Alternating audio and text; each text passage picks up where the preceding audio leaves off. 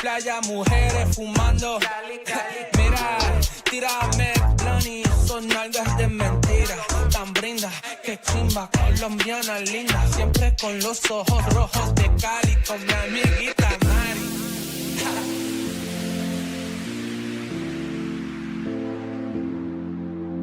My head's in the clouds, can you bring me back down, boy? I need it. My head's in the clouds, can you bring me back down, boy? I need it. Need it. Need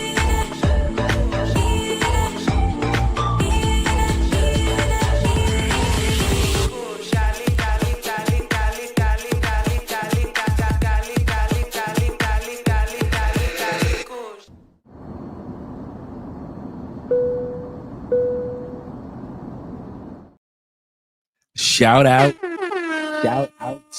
out to all you guys and ladies that are watching Love Crossing Borders on a wonderful Wednesday night. It seems like it's been a while since we've been together, guys, and I am glad that we are back. Shout out to Andre and Andrea being back on YouTube once again. We had a great time at the Black Manosphere Conclave. Wonderful time meeting all of you guys, many of you guys in person, getting my copy of, also autographed copy of Kevin Samuels' book by Obsidian Ali, which is The Gospels According to Kevin Samuels. Excellent book. Make sure that you get it on Amazon. Got my copy autographed. So shout out to Obsidian. Make sure you guys go to Amazon and order his book. And as far as our books are concerned, shout out to all you guys that got your copies of the other books that we have. I appreciate you, gentlemen. We actually sold out of all the books that I had. I bought about 60, 70 copies of the books. I should have bought 170 because by the time an hour was done, all 70 copies of the books were completely gone in under an hour. So thank you guys for supporting Andre and Andre's Love Crossing Borders.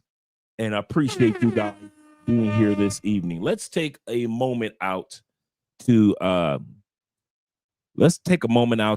just a quick 5-second moment of silence for the content creator, the controversial sometimes content creator, Charlie Kirk, who was just assassinated a few hours ago.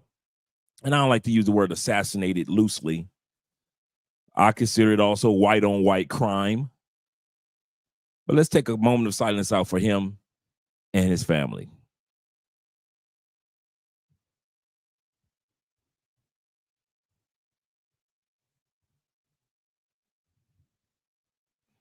And for those of you who don't know who Charlie Kirk is, salute, by the way. Let's pull up a video of a few minutes before he was deleted. This was just a few minutes before he was deleted.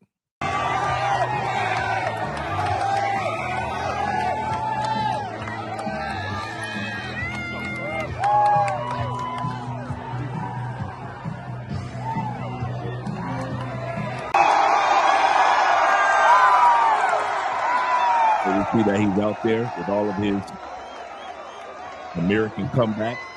That's a lot of people, Utah. I'll tell you what.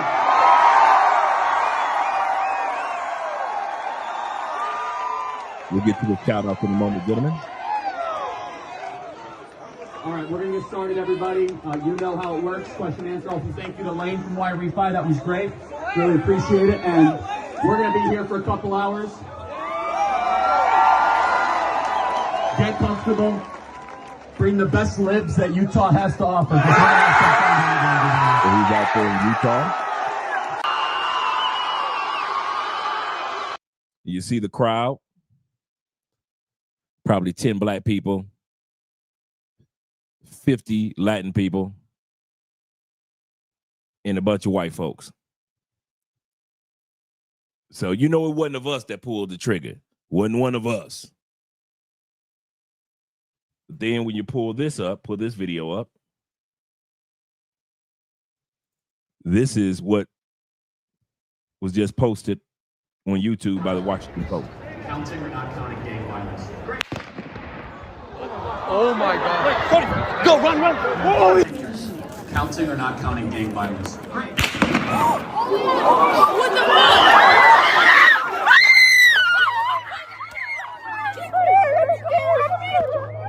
And he was just talking about gang violence.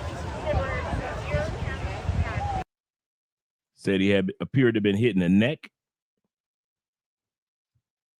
The video shows, but the extent of his injuries are unconfirmed. So some people are saying that he's been deleted. Some people say he just got shot.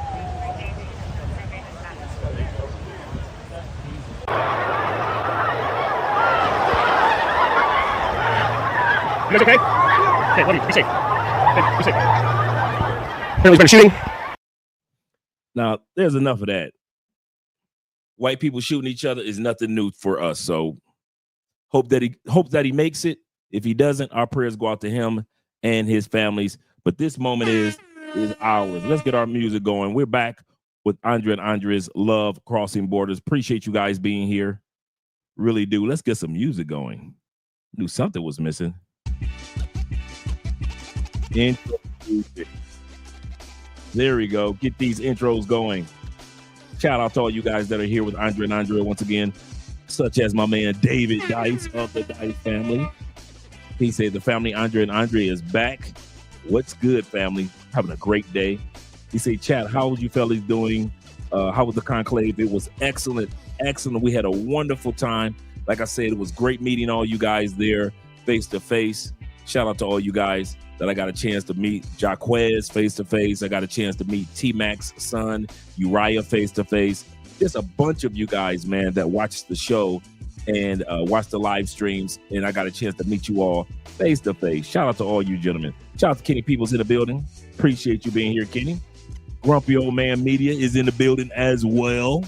He said, I hope everyone has had a great day today. Yeah, I hope today was a great day for everybody as well. I kid you not. But this was a great day for all of you guys. Also, let me scroll down just a little further. Got Kenny Peoples several times. I think I already said hello to Kenny. Poor Man 313 in the building. You better back the fuck up out my face, goddammit. I'm from Detroit, Michigan. Don't play with me. Don't play with us. You know how Detroit boys get. You know how we get. Shout out to my man Ronan Travelers in the building. Good morning, or by now, it's get ready to go on afternoon in a few hours. But shout out to you, man, out there in the Philippines, as well as all of you other guys that are over there in Southeast Asia or Far East. Appreciate you guys being here. Salute, salute. Yes, sir. LJV, Southern Vegan, is in the building. Glad to see you here. Salute to you as well, kind sir. As well as Bobby Coltrane of the Coltrane family. Glad to see that you're here as well. Appreciate you being here, brother. Appreciate you being here. Please turn the music down just a little bit. There we go. Appreciate you being here. Let me go back to the comments. Shout out to all you guys that are supporting by way of PayPal, Cash App, and Super Chats.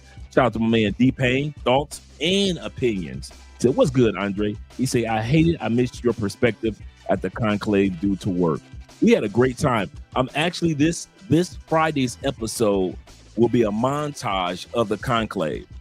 So we'll walk through everything that took place on the conclave. At the conclave, we'll walk through everything from the yacht party all the way to me hanging out with Richie Mack, he hanging out with me. Me and Richie Mack hung out in Medellin the day before yesterday, so we got a chance to hang out with T Mac in Medellin. Richie's right now in Cartagena, so shout out to Richie Mack in Cartagena. But yeah, I have clips of my presentation, and I'll have the full presentation by next week. But I have a bunch of clips from because I did a class presentation and I did a presentation on stage. So shout out to you guys. Shout out to my man Passport Ready. Nice meeting you at the con. I know, brother, it was great when you came up on what, man? Yes, sir, man. Bless my day. Bless my day, man. Yes, you did. Looking forward to the 6.0, brother. My man David Dice said this with the $10 love. He said, should we leave America? Absolutely, yes. This week alone, the Ukrainian women began being ended. Now that men who just ended today, also in the Black community, is straight lost. Yeah, the question of the day of this episode: are the passport bros wrong for leaving America, and especially leaving the Black community behind? Because many in the Black community are saying that you're not leaving America, you're fleeing America, as if you were fleeing a slave ship or a plantation. That's what they say about you in the Black community, that you're not leaving, you're fleeing. Does it matter? Doesn't matter. Who cares? Shout out to my man JD Hitman. Yes, sir. JD said, thanks for the signed book. He said, see you in Cali soon. Yes, sir. Yes, sir. JD, man, I kid you not. I disappointed more guys by not having enough books than I gave. I was happy to sign the books for the guys. It was so many guys that came to me afterwards. And it was like, I didn't know, because I sat back and I thought about the amount of books that Obsidian brought last year. And I knew that he had maybe 30. He brought like 200 and he had maybe 35 left, right? And to live in the United States and have 35 books left, you're okay. But since I don't live in the United States, I was like, oh, should I bring 200 books? And so I had like 70 delivered to the hotel. I should have brought 170. Because guys came up to me because I forgot about the guys that were on Friday. The books were gone in an hour. I didn't even think about all the brothers that were flying in on Saturday. We're getting off work and we're flying in on Saturday. I didn't even have a bunch put to the side for those guys. So next time, because I got a few more books coming out in the next couple of months. One is dedicated to travel discounts for us that travel. The other one is called the Unshakable Man. 10 areas in which you can master to make yourself the unshakable man. We're going to talk about why you need to be an unshakable man in this particular episode. I mean that, guys. One of the things I noticed at the conclave, for many of us, we have to learn to be unshakable. And we're going to talk about that today. So shout out to you, brother. And I hope to see you in Cali as well, brethren, as well. Shout out to you, gentlemen. Let me scroll back down. Make sure I get all the comments, or at least the shout outs. Some of my boy Jay Carson in there too. Shout out to Jay. Let's say I got Ronan, got LJ, got Bobby Coltrane of the Coltrane family. He said, I had no idea Legions of Men was so MAGA. Yeah. Legion of Men was so MAGA. You could play me, the Democrats, for what happened to Charlie Kirk. Hey, in all sincerity, when you're a man that use your passport, if y'all want the truth, I don't care what the white boys do to each other. I don't want to see anybody hurt. Let's get that part out of the way. But I'm not in the United States anymore. I don't care what the white boys do to each other. Y'all can have white boys. Have at it. Y'all don't want to do anything about the gun laws. Have at it. If your kids get deleted in school, have at it. People have been telling y'all for years, white boys, to do something about these laws, but y'all haven't done anything about these gun laws. Every time you turn around, somebody that has an opinion or somebody of prominence gets a bullet toward their head, toward their neck, whatever. You know what? White boys, have at it. I'm gone. There's some of us brothers are gone. We're not going to stick around on the plantation just to watch y'all delete each other. Why? We've been watching that our whole lives since we were kids when they tried to put one in Reagan. I remember being a little kid when they tried to put one in Reagan. I've been watching white boys trying to delete each other since the Reagan era. Have at it, white boys. I mean that. We ain't about to sit up here and stay in the United States to rescue you from you. And as for the black community, the community, all the criticism you have for the passport bros and the passport sisters for leaving the black community behind and telling y'all, if it were me, I would have told Kevin Samuels a long time ago, get your passport, get up out of there. Them people gonna kill you, Kevin. Them black people gonna make your chest cave in, trying to help them. If Kevin Samuels would have been a passport bro, he would have been alive today. In Thailand, he'd have been alive today. In Colombia, he would have been alive today, still broadcasting. He'd have been alive today in Brazil, in Belize, in Bolivia. He'd have still been alive today. But because he wasted his time, his energy, trying to do what he wants to do inside the plantation instead of doing it outside the plantation, look at what got that black man. Got that black man the same thing that it got Martin Luther for the community, Malcolm X for the community.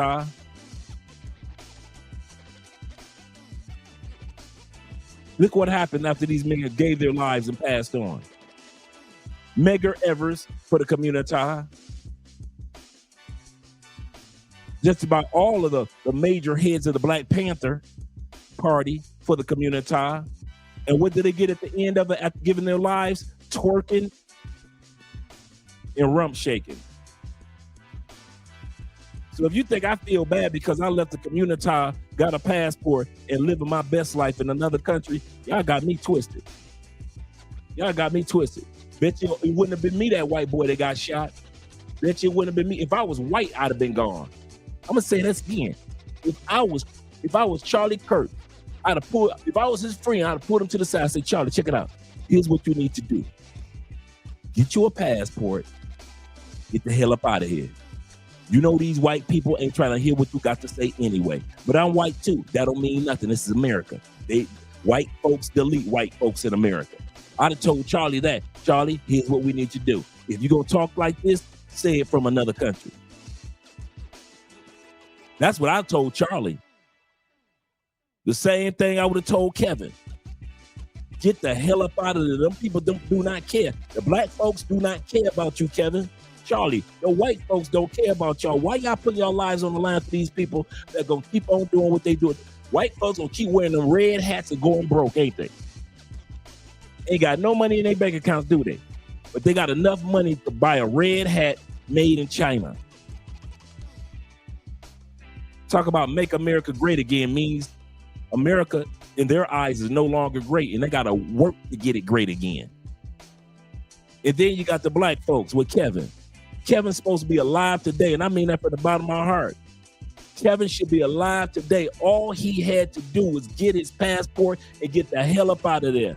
He could have broadcasted from anywhere in the world, said the exact same thing. He could have still, just like he would go from Atlanta to New York and do a broadcast, or from Atlanta to LA to do a broadcast. He could have did that broadcast in Singapore and people would have still followed him. He could have did that broadcast in Spain. People still would have followed Kevin.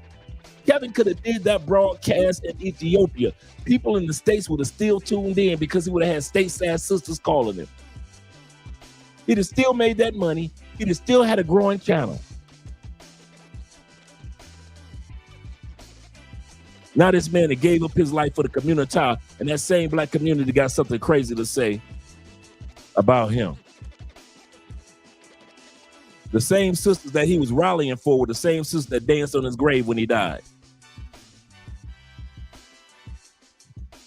Shout out to my man T-Mac in the building. My dude, salute to you, brother. Salute to all you gentlemen. Bobby Coltrane said, I have no idea. Oh, yeah, we did the Legion of Men part. Shout out to Bobby. T-Mac said, I'm at a restaurant, so I might not be watching the chat. He said, so forgive me if I don't respond. It's okay, brother. Got your back. Excuse me, gentlemen. Excuse me. Shout out to Jay Carson. Salute to you of the Carson family. Appreciate you.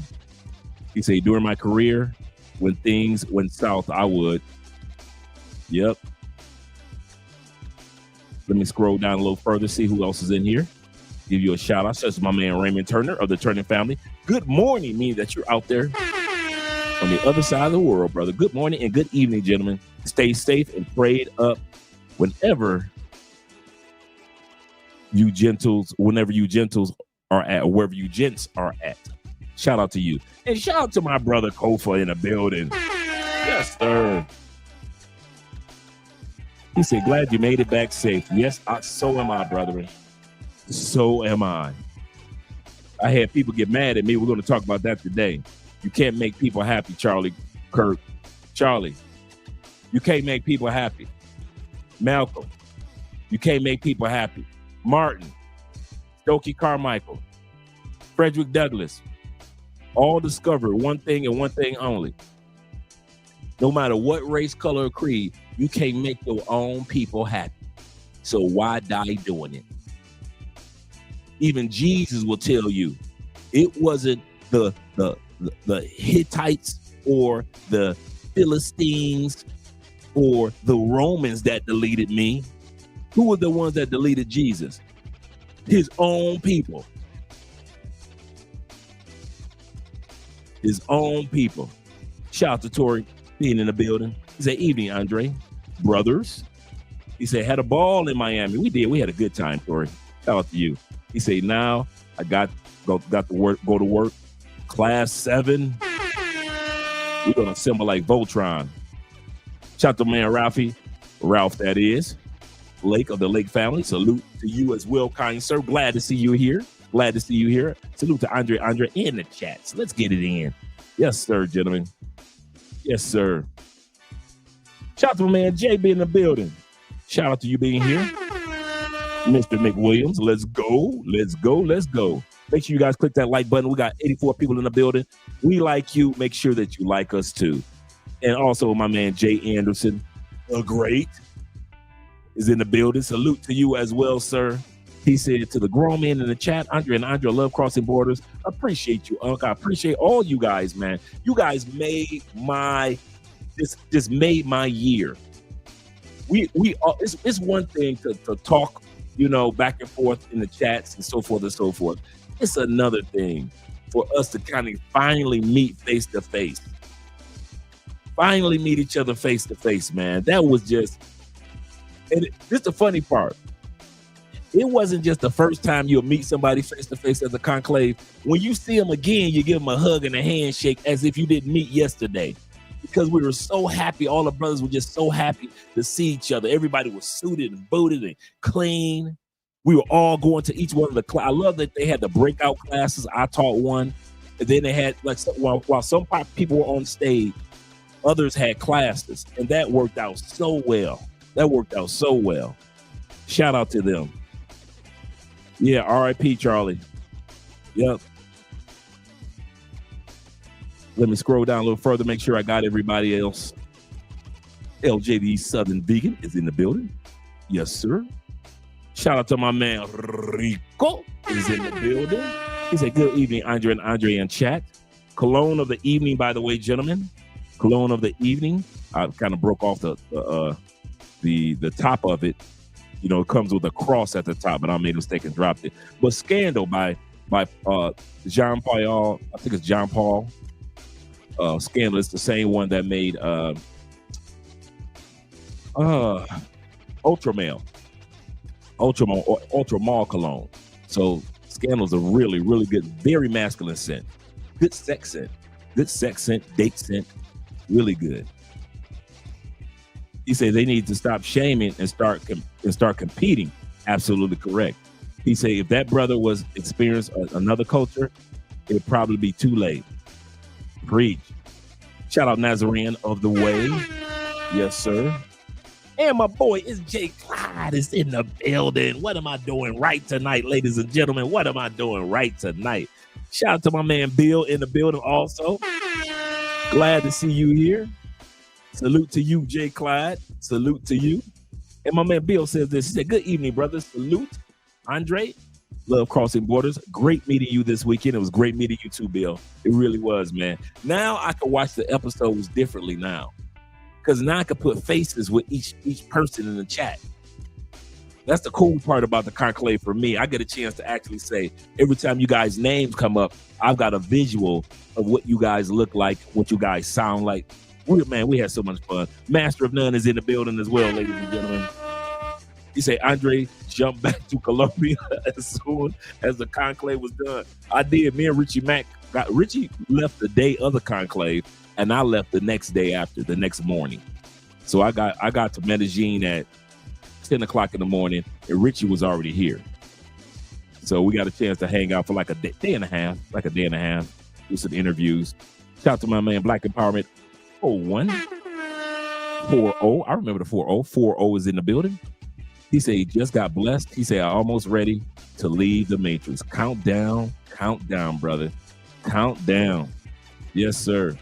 He said, I got my anywhere. He said, I got my anywhere as possible. Yes, sir. Yes, sir. Make sure you guys, if you didn't get a chance to get a copy, just go to Amazon. You can order yourself a copy of Anywhere as Possible, where you can live in over 60% of the world's upper middle class for less than $2,500 to $3,000 a month. Shout out to my man Marco in the building as well. And Tevin King. Yes, sir. Yes, sir. Tevin King is in the building. Appreciate you, brother. Appreciate all that you do and all that you've done. Wait a minute. Let me find out. Oh, man, I got to remember. Was that you? Hey, Tevin, was that you that sent us the drinks? Let me know if that was you that sent us the drinks. It was Tevin King, or it was, I got one other brother in my mind, and I still got the card that you sent me to. Let me know if that was you, Tev. Good evening, everyone. Yes, sir. Shout out to my man Jordan Anthony in the building, as well as my man Marco. Salute to all you gentlemen. Salute to you as well. Yes, sir. Yeah, he didn't deserve that at all. At all. Nowhere near. Just because, see, that's the part I don't like about how we are as Americans. We say we're the land of the free and freedom of speech, but if the speech gets too free, we delete each other. That's what I don't like about how we are, how we treat each other as Americans. If our opinion is too on point, we delete each other. I didn't agree with everything that Charlie Kirk said. Most of it I didn't agree with. But I would never take away his American right to have freedom of speech and assembly of his fellow Americans. I would have never done that. I would never said that, would have never criticized him. Fresh and Fit, Myron does the same thing. He goes in front of the public, he speaks. I don't agree with everything that Myron has to say, but he has the American right to at least give his opinion to the public.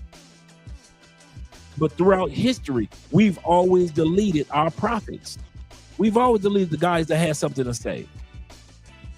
We've always deleted the ladies that had something to say. It was always us, man, against us. He said Dre is crazy right now in the States. But that's nothing new. I tell you what it is in the States. It's expensive in the States. Oh my God, dude. Every time I wanted this new invention called food. Somebody invented this thing called food, and I just wanted to try it out, right?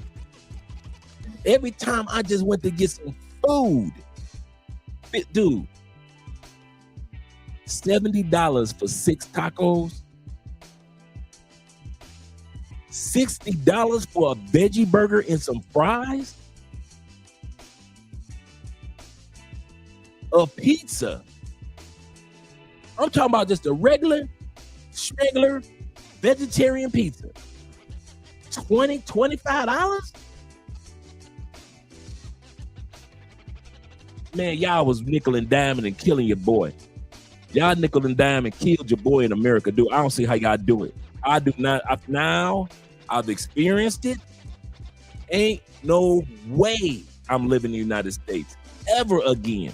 Y'all ain't got enough money to offer me. Why? I'll spend it all anyway on this new stuff called food. There is no way in the Y'all can win. Y'all won that battle. Y'all beat your boy down. Beat me back out the country. If y'all want to kick me out the country, all y'all had to do was show me grocery store prices. Goodness gracious. I wish I was exaggerating. I want to keep my receipts and show Andrea. Shout out to Big Brother in Life. He said, unfortunately, he said this is very unfortunate and ridiculous. It is. It's uncalled for.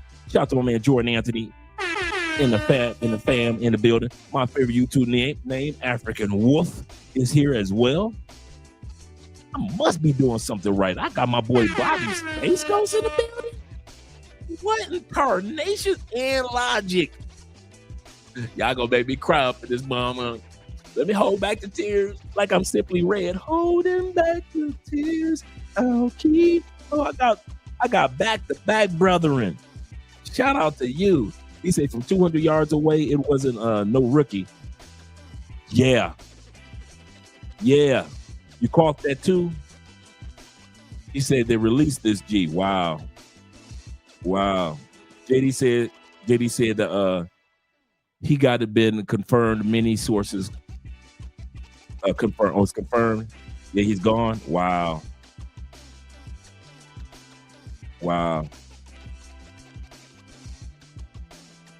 He said for people that don't know Charlie, preach hate towards blacks and Hispanics people. Just saying. No, I agree with that. Like I said, 99% of what he had to say I didn't agree with, but he still has the right as an American citizen to say what he needs to say without have to worry about being deleted. Well, I guess he don't have to worry about that anymore.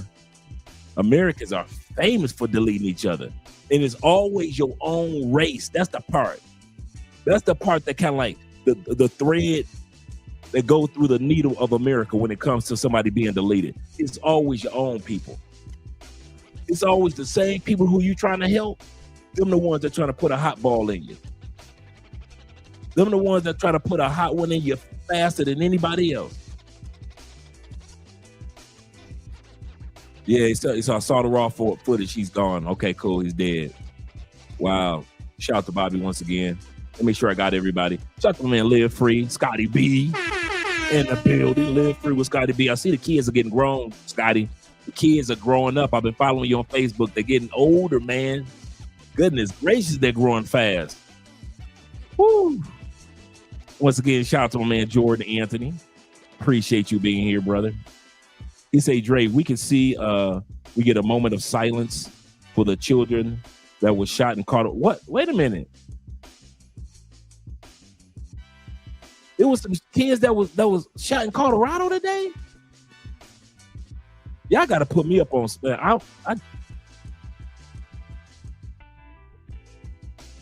Oh man, guys, give me some confirmation in regards to Colorado. We will have a moment of silence for them as well. Well, did this happen over the last couple of days?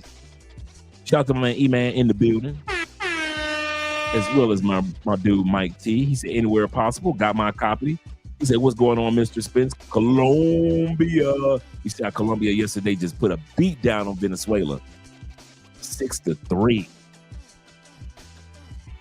He said, I wish I had known that you were in Medellin. I'm here now. Man, I wish I had known that you was there. We could have met. You know what? You always in Medellin. You got your spot there. That's right. He said, I keep hearing war with China because of Taiwan. I keep hearing that too. Is imminent and unavoidable. He said, we already need to get out of the States, y'all. Yeah, man. I'm hearing about that one too.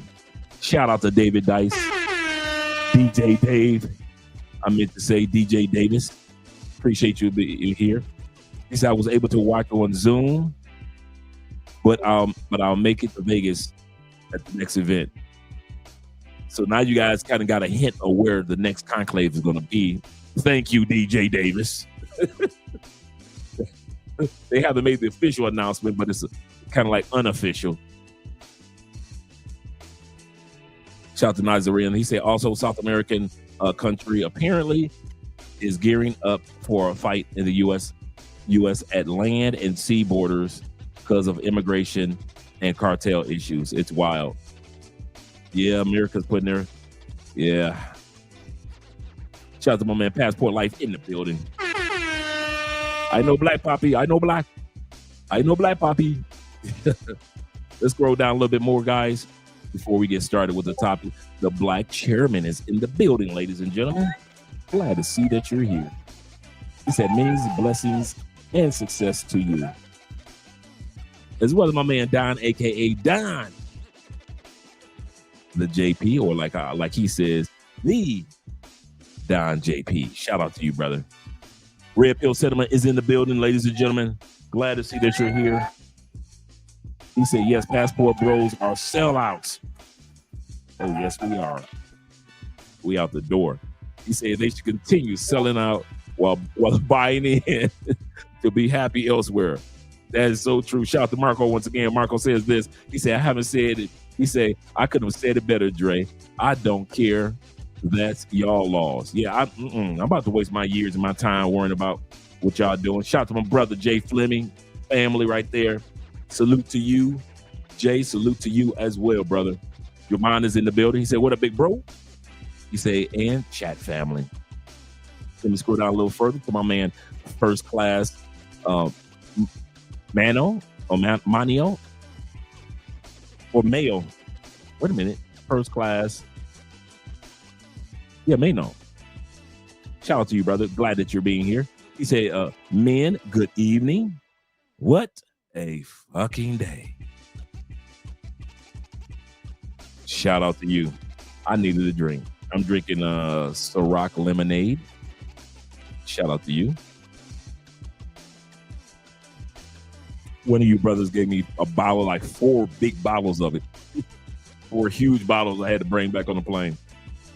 Shout out to one AK being in the building. Salute to you as well, brother. Glad to see that you're here. Salute to you as well. We got 97 people in the building. Click that like button, such as my man Ben Dixon is in the building of the Dixon's family. He say, save yourself, man. He said, glad to see you back, Dre. I'm glad to be back, gentlemen. I'm glad to be back. Andrea's glad to have her husband back. He said, I seriously believe that Kevin Samuels was, yeah, I do too, brother. We don't even need to go any further. I don't think it was an accident either. I really don't think it was an accident either. Once again, when you guys get a chance, get your copies of Obsidian book. I'm going to start reading it this week, which is the Gospel of Saint Kevin, or Saint Kevin Samuel. This is a really nice book too. Really nice book. So I got my autographed copy from my brother Obsidian. Shout out to him. Raymond says this. He said, I told my father today, when I get my finances and education together, I'm leaving this country. He doesn't believe me. They usually don't. They usually don't believe us. They think we're just talking to be talking. He said, and doesn't think I'm leaving. I can show you better than I can tell you. You better believe that one, Dad. Yes, sir. It's time to leave the country, yeah, brothers. Yeah. They're showing us all the signs. So why is it, once again, today's topic, why is it that the Black community considers any man, the Passport Bros, the Passport Sisters, any of us, the expats, the Black expats, why do they consider us sellouts? Why do they say that we're fleeing the United States instead of just leaving? Shout out to Almost Retired in the building as well. Glad to see you here. He said, what's up, Dre? Room? He said, it's full insane asylum here. Like the same insane asylum in Gotham, in Gotham City with Batman. He's always locking the people up in the insane asylum. He said, every damn day is something else. Get out. Yes. And my man D Payne says this. He said, those hoaxes, those hoes, there's some hoes in this house, celebrated Kevin's death was the straw that broke the camel's back. Yep. Passport Bros really took off after that. Yep. Or right after. Yes, it did. Absolutely correct. Absolutely correct. And I thought the same thing. I've been thinking that for years. Shout out to my man YouTube in the building. He say, what's up, you and chat? He say, pleasing others will always leave you in the last place and empty. Yes, sir. And my man Jay in the building. Appreciate you being here, Jay. He say, Andre, I just came back from a 9-day visit to the States after 6 days in Colombia. He says, the States just don't feel like my brother. I kid you not. I was in the States calling myself Casper the Friendly Ghost because I was like a ghost, but I was friendly. I was nice to everybody. I was cordial, but I felt so invisible. Every time I went back to the States, man, I don't feel like it's my country. I feel like it's passed me up. I feel like, you know what I feel like? I feel like Captain America. You know, Captain America in the comic books, he was in the movies, he ended up being buried in ice for 45 years. Well, the ice was discovered. Most people don't realize Namor the Submariner was the one that discovered Captain America frozen in ice 45 years later. And he took that block of ice and took it to America where they were able to thaw him and bring him back to life. That's in the comic books, and that's how it was set out, right? But his whole life, Steve Rogers, in the movies and in the comic books, just couldn't adjust to the new world that he was living in. That's how I feel like when I go to the United States. I'm not used to your prices anymore. I'm not used to that. Some of y'all just look at it like, oh man, you know, prices are going up, man, but we complain about it, but y'all keep on pushing. You go to the grocery store the next day, right? I'm not used to those prices, bro. I ain't gonna lie to you. I'm not used to those prices for a pair of jeans. I'm not used to those pair of prices for a pair of sneakers. I'm not used to those prices. It's just a completely different world, man. I'm not used to the danger anymore. Man, I'm not used to, man. Yeah.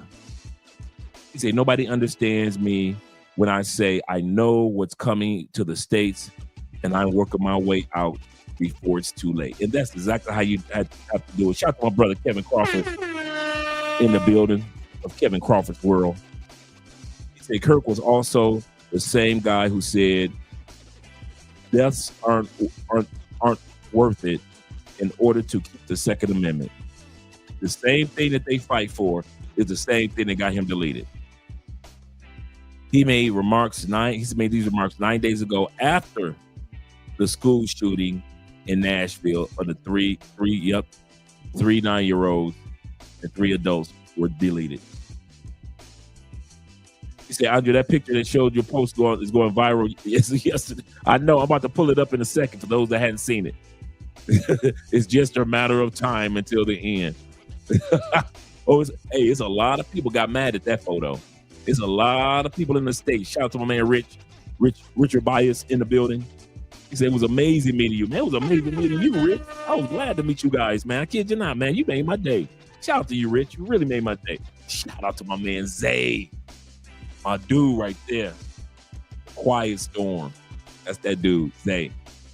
He said, salute, brother Andre. He said, started Theo's class. That's all I asked, that we keep blessing each other. I was hoping that you got in. Started Theo class yesterday. Absolute gold. What we're learning in there. Thanks for putting me on. Yes, sir. Yes, sir. I'm glad that you're in. You're going to be in the same class that I'm in. Shout out to you. Shout out to class 7. He said, I got all 3 copies of your book. Man, there was so many dudes that got all 3 copies.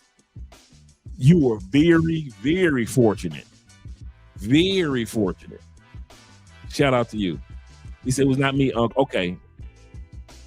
I got to remember who the other person was because Uriah was the one that brought him to me. Shout out to Uriah. And I try to remember my other brother because I have his card, but I'm trying to remember who it is because he gave me 4 big bottles through Uriah. He sent me 4 big bottles of Ciroc lemonade because I hadn't tasted it. And me and Andrea sat back last night and enjoyed the bottle. It was really nice. Let's go down a little further. Let's just make sure I get who I didn't get a chance to speak to. Like Mark Stewart in the building. Salute to you, kind sir. Glad to see you here, Mark. Glad to see you here. My man David said another thing that brothers who ended that Ukraine women on the wow. Shout out to my man dollar bills, y'all. And Montrez is in the building. Montrez says this. He said, "Good evening, Andre." He said, "It's getting dark in America with the stabbing of the Ukraine woman. That is so sad on the train in Charleston." Yeah. Then the Kirk's murders. Prayers go out to the families. Yes, sir. We had a moment of silence for Kirk earlier. Shout out to Timothy. Timothy, Tim, you were the one that sent me the liquor. You were the one that sent me the liquor. Now I remember. Shout out to you. As you can tell, I'm enjoying your gifts. And I appreciate the card. I appreciate the card regarding us a symbol. Yes, sir. I appreciate you and Uriah. I was thinking like how I'm going to get all this in the suitcase, but I got it through. And we are enjoying the lemonade Ciroc. Also, what made it so cool at the conclave, we had a live, because this was on Friday, we had a live Friday night drinking hand. So El Guapo went and got me a glass of scotch, and I enjoyed a glass of scotch while I'm on stage doing the presentation. It was shout out to Friday night drinking hand. Yeah, 2 kids were shot at school close to the time Charles. No. Yeah, let's kind of change the music up for a second. Have a moment of silence for the children. For the 2 kids that got shot. Let's have a moment of silence for 10 seconds, gentlemen. Not only for Charlie's family, but for all those that we've lost so far this year, the Ukrainian woman, the kids that have got shot at the college, the kids that got shot at the other school that you guys were just describing, the 9-year-olds. Let's just have 10 seconds of silence for all these people and their loved ones.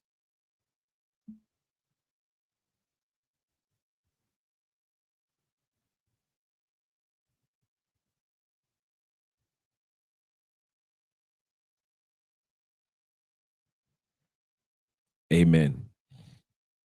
It's just getting sadder and sadder out there, man. It really is. It's getting scarier and scarier. Do y'all want to talk about Colombia? Most you losing in Colombia is a cell phone. Goodness gracious. Shout out to my man Global Homie in the building. What's up? He say blessings to everyone. Gentlemen, I might not be able to get to everybody. Shout out to my man Jay. I might be able to get a chance to read everybody. I got Global Spinner in the building. Shout out to you too. It's 122 of you guys being here. Making Coffee fans in the building. Man, you guys are blessing my day, man. Dollar bills in it. What am I doing right tonight? Shout out to Andre and Andre's Love Crossing Borders. He said, I didn't make the conclave, so I attended virtually. Shout out to all you guys that watched us virtually as well. He said, I did register for Class 7. Moving on in AWS. Yes, sir. Shout out to all you guys that's going to be getting your certification in Amazon Web Services. Yes, sir. All of us. Shout out to Black Lex in the building. Thank you very much, brother. Thank you very much. Tim Howard is in the building. Yes, sir. Glad that you guys are here. Let's get started with the stream. Kevin Crawford said this. He said, damn. He said, you got those bottles through Colombian Customs without any grief? All the time, man. All the time you guys bring me bottles. Man, we've got so much liquor in the living room.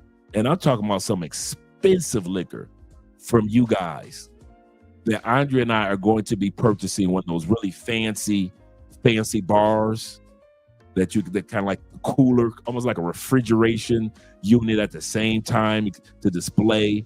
Just a nice bar display that we're going to be purchasing. But yeah, you guys, and shout out to Devin Hill in the building. Class 7, stand up. Yes, sir. Yes, sir.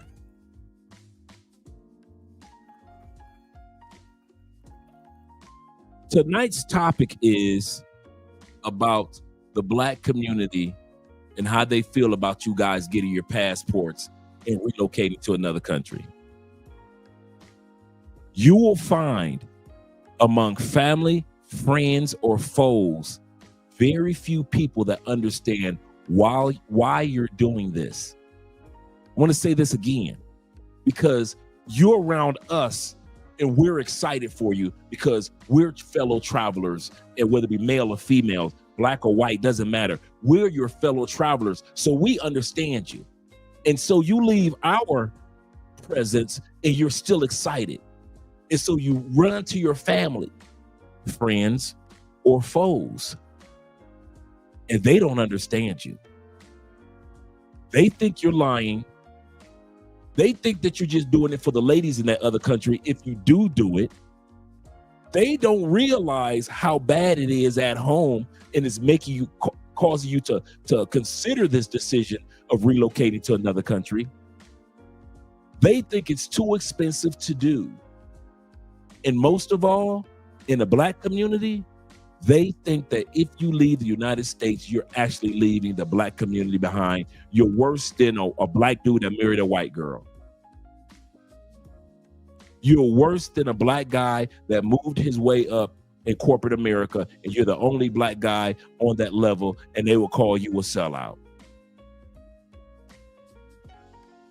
You are worse than a Black man having a baby by a white girl.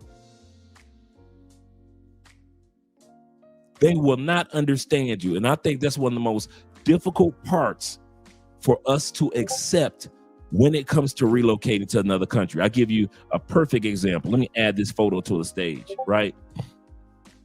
Yeah, they've been acting a fool about this photo. We're on a yacht this past weekend, right? We're all on the yacht. Let me see if I can blow this up a little larger. Nope, I couldn't. So we're all on a yacht. Now, we were having a good time, but initially, I wasn't there. As far as my mind, I was gone. So if you look at the top photo, you can see, I know, right, Dev? I know. Shout out to Official Kobe in the building. Appreciate you, brother. In the States, we're on a yacht, and International Quiet Storm sent me this photo. I don't know if it was him that took the photo or who took the photo of me on the yacht. I'm sitting there. Now, mind you, I'm among a bunch of beautiful women. We're having a great conversation, but I just didn't feel at home. I still feel like Casper, the friendly ghost, the friendliest ghost you know. I was friendly, but I was a ghost. I was being cordial, but I didn't belong there. And then the photo yesterday of me and Andrea watching a soccer game, Venezuela versus Colombia, where Colombia beat them 6-1. Colombia is in the World Cup now, and Venezuela is trying their best to get in. You say you needed another 27 shots of tequila. I know, right? Seriously. And this is how I was looking. That's how I was feeling when I was in the States. Do you know how many people, because I posted it in the travel groups and I posted it in the Kevin Samuels, like 4 Kevin Samuels groups, and I posted in the brothers in the travel groups destroyed me. How dare you not look happy in the United States? The sisters in the Kevin Samuels groups destroyed your boy. How dare you not look happy when you're in the United States? So they start trying to criticize me, start trying to criticize Andrea. Shout out to Devin with the $5 love, trying to criticize Andrea. What's my point? My point is this. Do not expect the Black community that here's the part. The same Black community that leans on you to support the growth and be a positive example of the Black community, that same Black community will turn on you just like that same white community turned on Charlie Kirk. Same white boys that Charlie was fighting for and trying to do his best for, put a hot ball in Charlie, and Charlie deleted right now today. Not because of the brothers, not because of the Latin, it wasn't an immigrant that did that to Charlie. Wasn't a black dude that did that to Charlie. It was Charlie's own people that did that to Charlie. Don't you think when it comes to you getting your passport and you travel to another country, your black community gonna be happy for you getting on that plane and leaving them on that plantation? Don't you ever think that. Get that out your mind. Stop thinking that your mama gonna be happy for you. A few mothers will, some dads might, but most won't. Your brothers are not gonna understand. Sisters, cousins, no. I have rarely seen, I mean this from the bottom of my heart, I have rarely seen siblings that travel. You ever thought about that?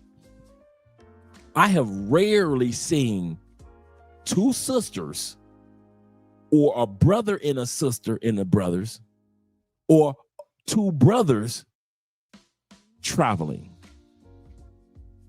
It's usually we're the only ones in our own family that's traveling. It might be a cousin or uncle down the line, but for the most part, we're the only ones with our last name that's traveling. Don't be expecting the community tie to embrace you. It's not going to happen. And a lot of the guys in the comments can attest to that. I'm not the only one saying this.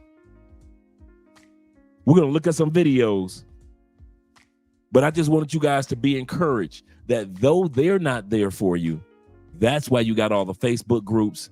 That's why you have all the other brothers and sisters that are expats that understand you. Because just like those people didn't understand my photo and criticize me and put me down and try to dismantle me. But since I'm the unshakable man, or at least one of the unshakable men, I don't give a damn what Americans think about me. I do not care. Shout out to my man Logic. He says this. He said, Andre, you said that the sisters in the Kevin Samuels group destroyed you for that picture. Now you know damn well they don't care, that we don't care about what sisters in the States think at all. At all. Straight up. Shout out to Los being in the building. My dude. We don't care what people... Dude, if we sat back and we listened to what everybody in the States had to say, my man Los would not be happily married.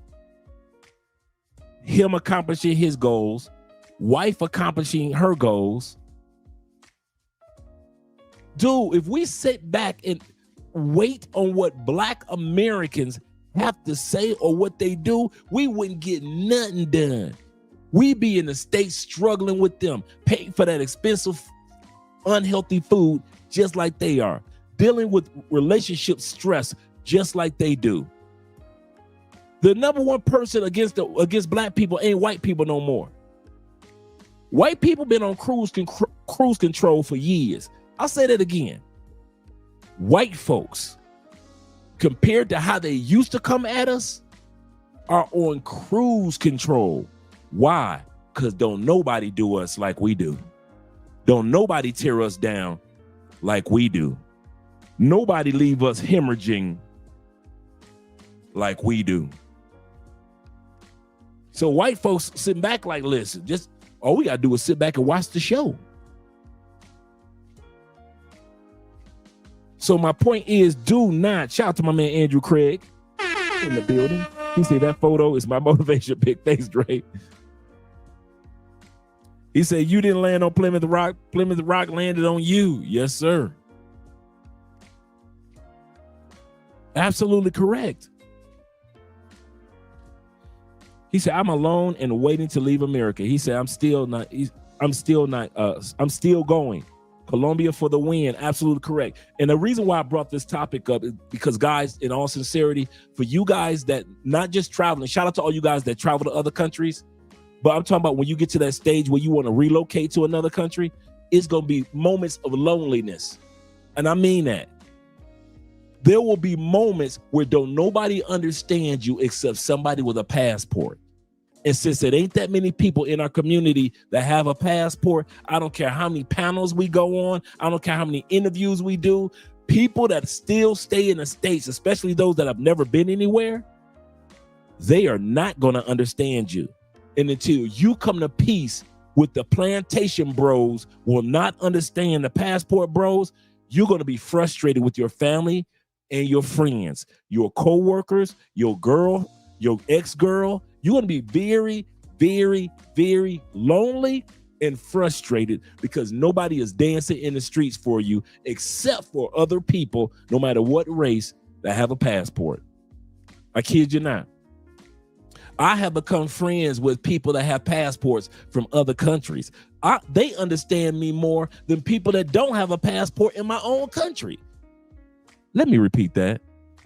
There are people I'm cool with like this that have a Canadian passport, a Mexican passport, a El Salvadorian passport, a Brazilian passport, a Colombian. I'm cooler with people that got Colombian passports than I am with people in the United States that don't have passports at all. Because people around the world that have passports understand what you're trying to accomplish. But people in countries, whether it be United States, Canada, UK, that don't have passports, you're talking a foreign language, bro. You might as well know Spanish because you sound like you're speaking Spanish already. You might as well know Russian because you sound like you're speaking Russian to them. When it comes to you and your passport, there will be some days where you feel like you're isolated and you have nobody to talk to. There'll be times when you feel like, am I making the right decision? Am I moving too fast? Did I stack enough money?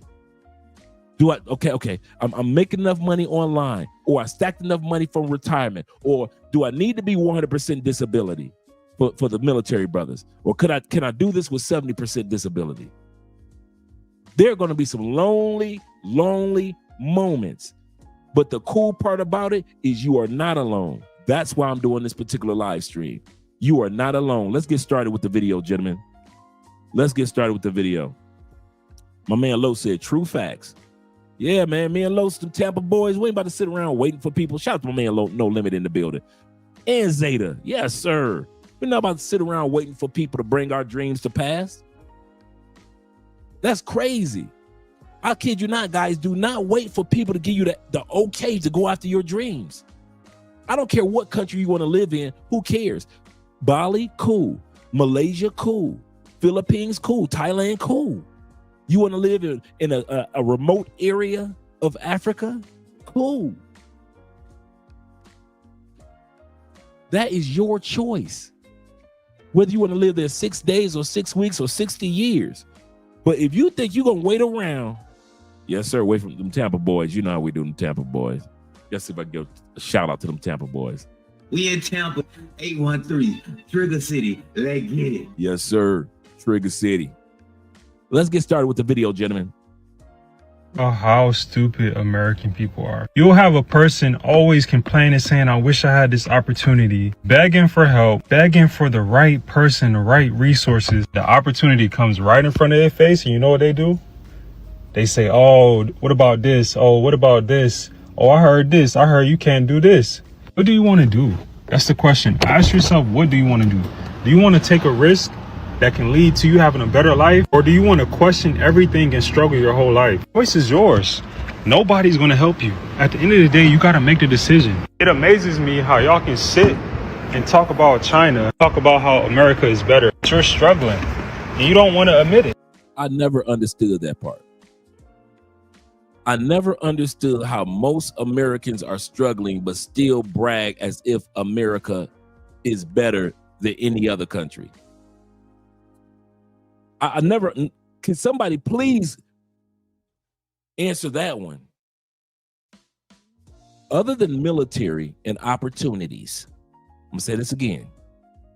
Other than military and business or career or money making or educational opportunities, where is this America is better than come from?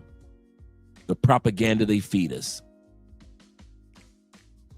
Yes, our military is that military, the best one in human history. Business opportunities and educational opportunities, hell yes. People are trying to risk their lives coming to America for those opportunities. Okay, other than that, other than those two things, what are we number one at? Except complaining as if we're number one. We can't say food, that's a lie. Can't say families, that's a lie too. Can't say we're friendly, can't say we're fit. Can't say our women are feminine, that's a lie. Can't say white boys love white boys because they just deleted one of their leaders, so that's a lie. Come on, America, y'all number one. See, I don't walk around acting like our country is the only good country. I say our country is among many good countries. I'll say that again. I will never say America is the best. I'll say America is one of many good opportunities, one of many good countries in which a person can relocate to. That's what I say. I never run around talking about, man, number one, we the number one. And what? Can't have freedom of speech because they're going to delete you for that. They deleted Martin for freedom of speech. Malcolm for freedom of speech. They kicked Marcus Garvey back to the island because of speech. Medgar Evers was deleted in his driveway because of freedom of speech. Come on now. So you can't use that freedom of speech routine. We've got the most incarcerated people in any country in the world. We're the only ones that are making billions every year off of purposely incarcerating people. Come on, we number one, right? Come on, put out your flags. My country, 'tis of thee. I'm all American like you are, but I'm not naive American. And that's the part that people they get upset with you when it's time to travel to or relocate to another country. For you to go to another country is as if you're saying to your fellow Americans, America ain't good enough. They see you the same way they would see you if you was a black man dating a white girl. What do sisters think? Oh, so a sister wasn't good enough. So you couldn't find one sister to be with. Americans say, you got 50 states. You telling me in all 50 states you couldn't find no place to live, no place that was good enough? You see how that is? America thinks because you accept other countries, you must be doing it because you're rejecting her. And in many cases, America, we ain't even think about you. I moved to Colombia because I like Colombia. My complaints about America was like number 15 on the totem pole. I wasn't thinking about America when I left. I wouldn't sit back and say, yeah, I got to get up out this country because no, bruh. I was so impressed with another country. The things I didn't like about my own country were secondary. And a lot of dudes like me are leaving because, for example, Taylor Made Dreams found a deal in DR for his condo, his first condo. He didn't sit back and say, I'm going to DR because Atlanta is so expensive. No, he found his opportunity in his peace in DR. He was going towards his peace. He wasn't running from America at all. But you let black people in America tell it, we on the run. We are on the run. Let black people in the United States tell your story for you. They will tell you that the passport bros, we ain't nothing but villains. We ain't nothing but monsters. Black people, not white people saying this, black people. You a villain. You a monster. You go into them jungles. You only go into them third world countries. You only get the impoverished women. As many women that we come across in these countries that have educations or dreams or have accomplished goals. But let Americans tell it, there are no schools in the Philippines. Ain't no college in the Philippines. Let black American women tell it. Ain't no college in the Philippines. There are no female business owners in Brazil. Stop telling that lie, man. Let American women tell it. that you are lying. There are no business women in Brazil. There are no black women that are lawyers in Colombia. Let American women tell it. You guys are going to the most poorest, and I won't even say American women. Black men talk the same way in America about us. You are going to the most impoverished of the impoverished countries of all impoverished countries. This is the funny part that gets me before we go back to the video. They talk about us as if we don't have enough common sense. Shout out to Bean in the building. As if we don't have enough common sense to choose a decent country. Like Ronan has been walking this planet all these years, and all of a sudden he gets a stupid gene and he just lands in the middle of any old where and just get with any old woman. They act as if we didn't do our due diligence as far as doing recon, doing our homework, studying that country, understanding the language, getting to know the population and the locals. They act like we did no recon. We just came down here, just, oh, well. I don't get it. Shout out to Cortez. Cortez says, Andre, the black simps are worse because they started dissing us first. Absolutely correct. I agree with that 100%. Zeta said, when I learned about the Buffalo Soldiers and how some defected to the absolutely correct, defected to the Philippines. He said, I could be mad at that. When I visited the Philippines, once I understood why the black soldiers left the U.S. Absolutely correct. And for those of you that didn't know, do your homework on the Buffalo Soldiers and their impact in the Philippines. And how many did go to the Philippines. Yeah, those Buffalo Soldiers. Shout out to C's. Buenas noches. Good evening to you as well, brother. Let's get back to the video, gentlemen. This brother is right. The more you try to give black people advice on how to do something right, the more they have an excuse on why not to do it. You're struggling every single day, and someone comes on here and tell you about an opportunity that can change your life, and you want to say, oh, I can't own any land, though. You don't own any land in America, so why you want to talk about owning land in China? You don't even own land in America. But hey, this is why everybody can't be rich. This is why everybody can't be financially stable, because some people don't have the right mindset. You will stay in the same spot until you change your mindset. However, my experience living outside the U.S. and living in Europe for 6 years, I have experienced significantly less racism than I did in the U.S. Most people, you have to understand that most people are nationalistic. Most people are more concerned about your nationality and where you're coming from. And I'm not saying that's making it any better, because it's really not. You really should be judging people and treating people based on the content of their character and not the color of their skin or where they come from or their tribe or their ethnicity. That's completely disgusting for the people who do it. And I am still surprised at the number of people on the planet who are fully on board with treating people based off of the following criteria that I just said.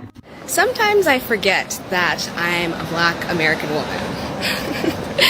Let's talk about it. So, yes, I know I'm Black, but being an American expat living outside the U.S., your race comes like second, if not third, to your nationality. Before she goes any further, for us that live in America, that's far-fetched. For us that were born and raised in the United States, that's far-fetched. Many of us can't fathom that there's a world in which race comes third and your nationality comes first. I won't lie to you. Other than the few places I visited, for the most part of my first 50 years, I was a Black man. So were many of you. I didn't become an American till I left America.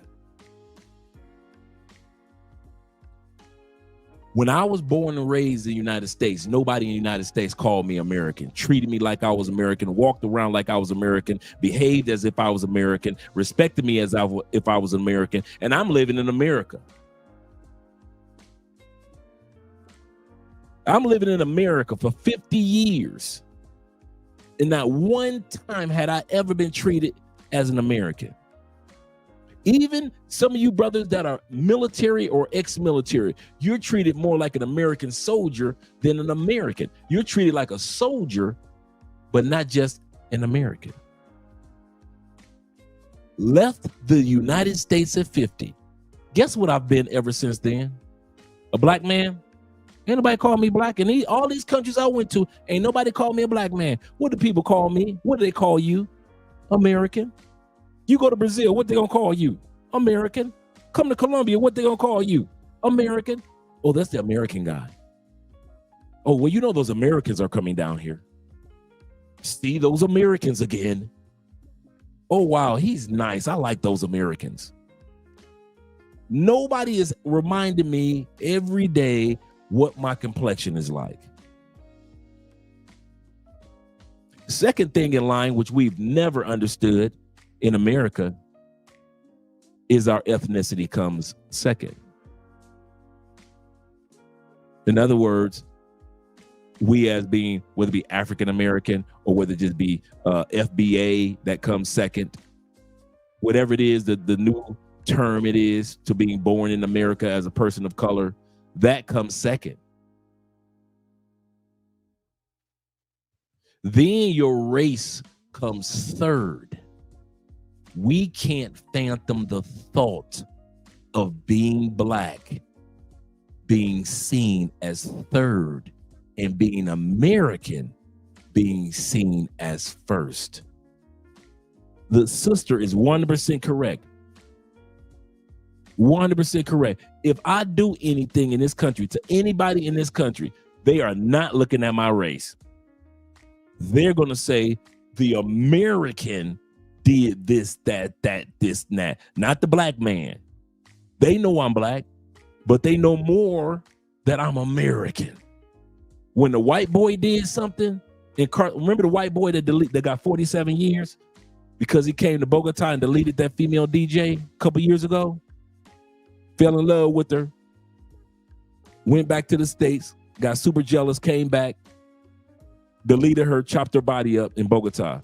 They gave him 47 years. They didn't say the white boy, did they? What did they say? The American. The American came down here and deleted one of our people.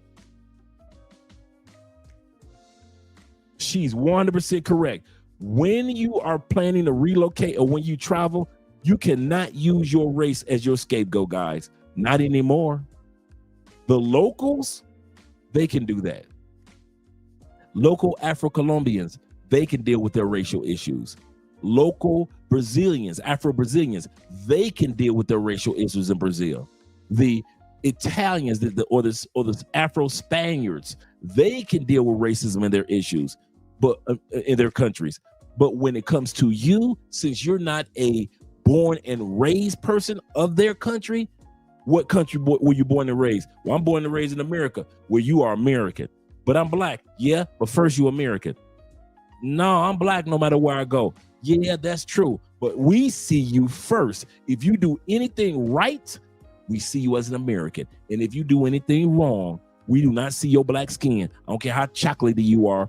We see you first as an American that did it. And I won't lie, it feels good to be seen finally for the first time in my life as an American. And I ain't got to tell nobody. I spend more time in the United States trying to convince people that I'm just as good as any other American. My people are just as good as any other Americans. Our opportunities should be equal to everybody else in America. Spend all those years trying to do that and get off the plane in another country, and the first thing they greet me as is American.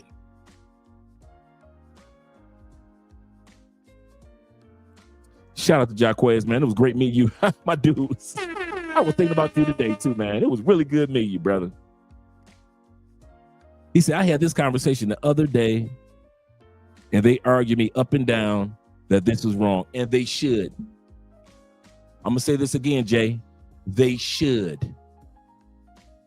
They should argue you up and down regarding what we're talking about tonight. You know why? Because they don't understand it.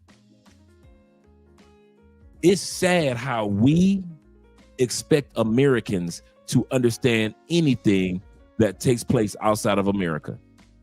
We expect, dude, Jay, and I'm talking to all you gentlemen, don't you ever, and I mean this from the bottom of my heart, from today until the day that we're gone, don't you ever think Americans are going to understand anything that takes place outside of America, behavior of outside of America, how they're treated outside of America, if they've never been outside of America. We have been programmed to be nothing but worker bees.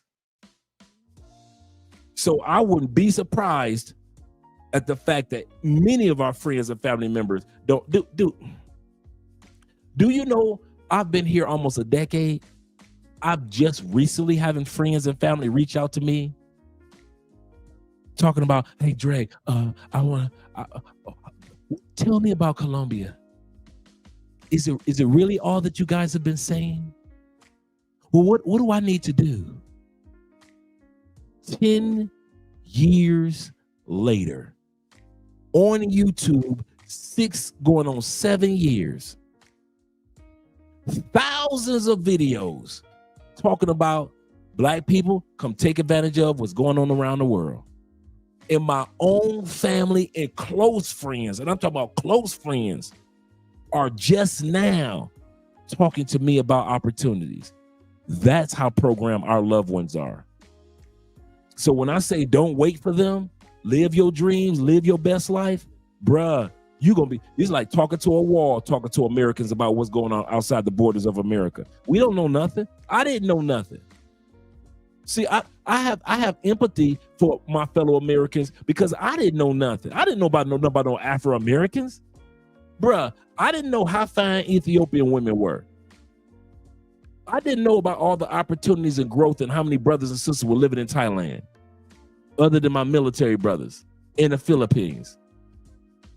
I didn't know that the United States was not number one for medical, was not number one when it comes to freedom of speech, was not number one when it comes to healthy foods, healthy water. I did not know United States, we were overpaying for homes, utilities, Wi-Fi. We ranked number 14 in the world for Wi-Fi. Not number 1, 14. I thought we were number 1. So I show a little grace to our brothers and sisters and others back in the States because I was just as naive too. I was programmed also.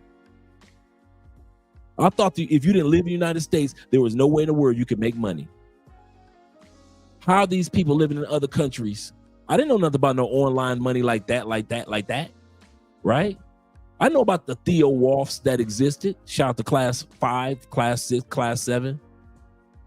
I know you could actually get certified. Thought you had to have a degree for everything. That's what America said. Spend your money on a degree. They never told us about certifications.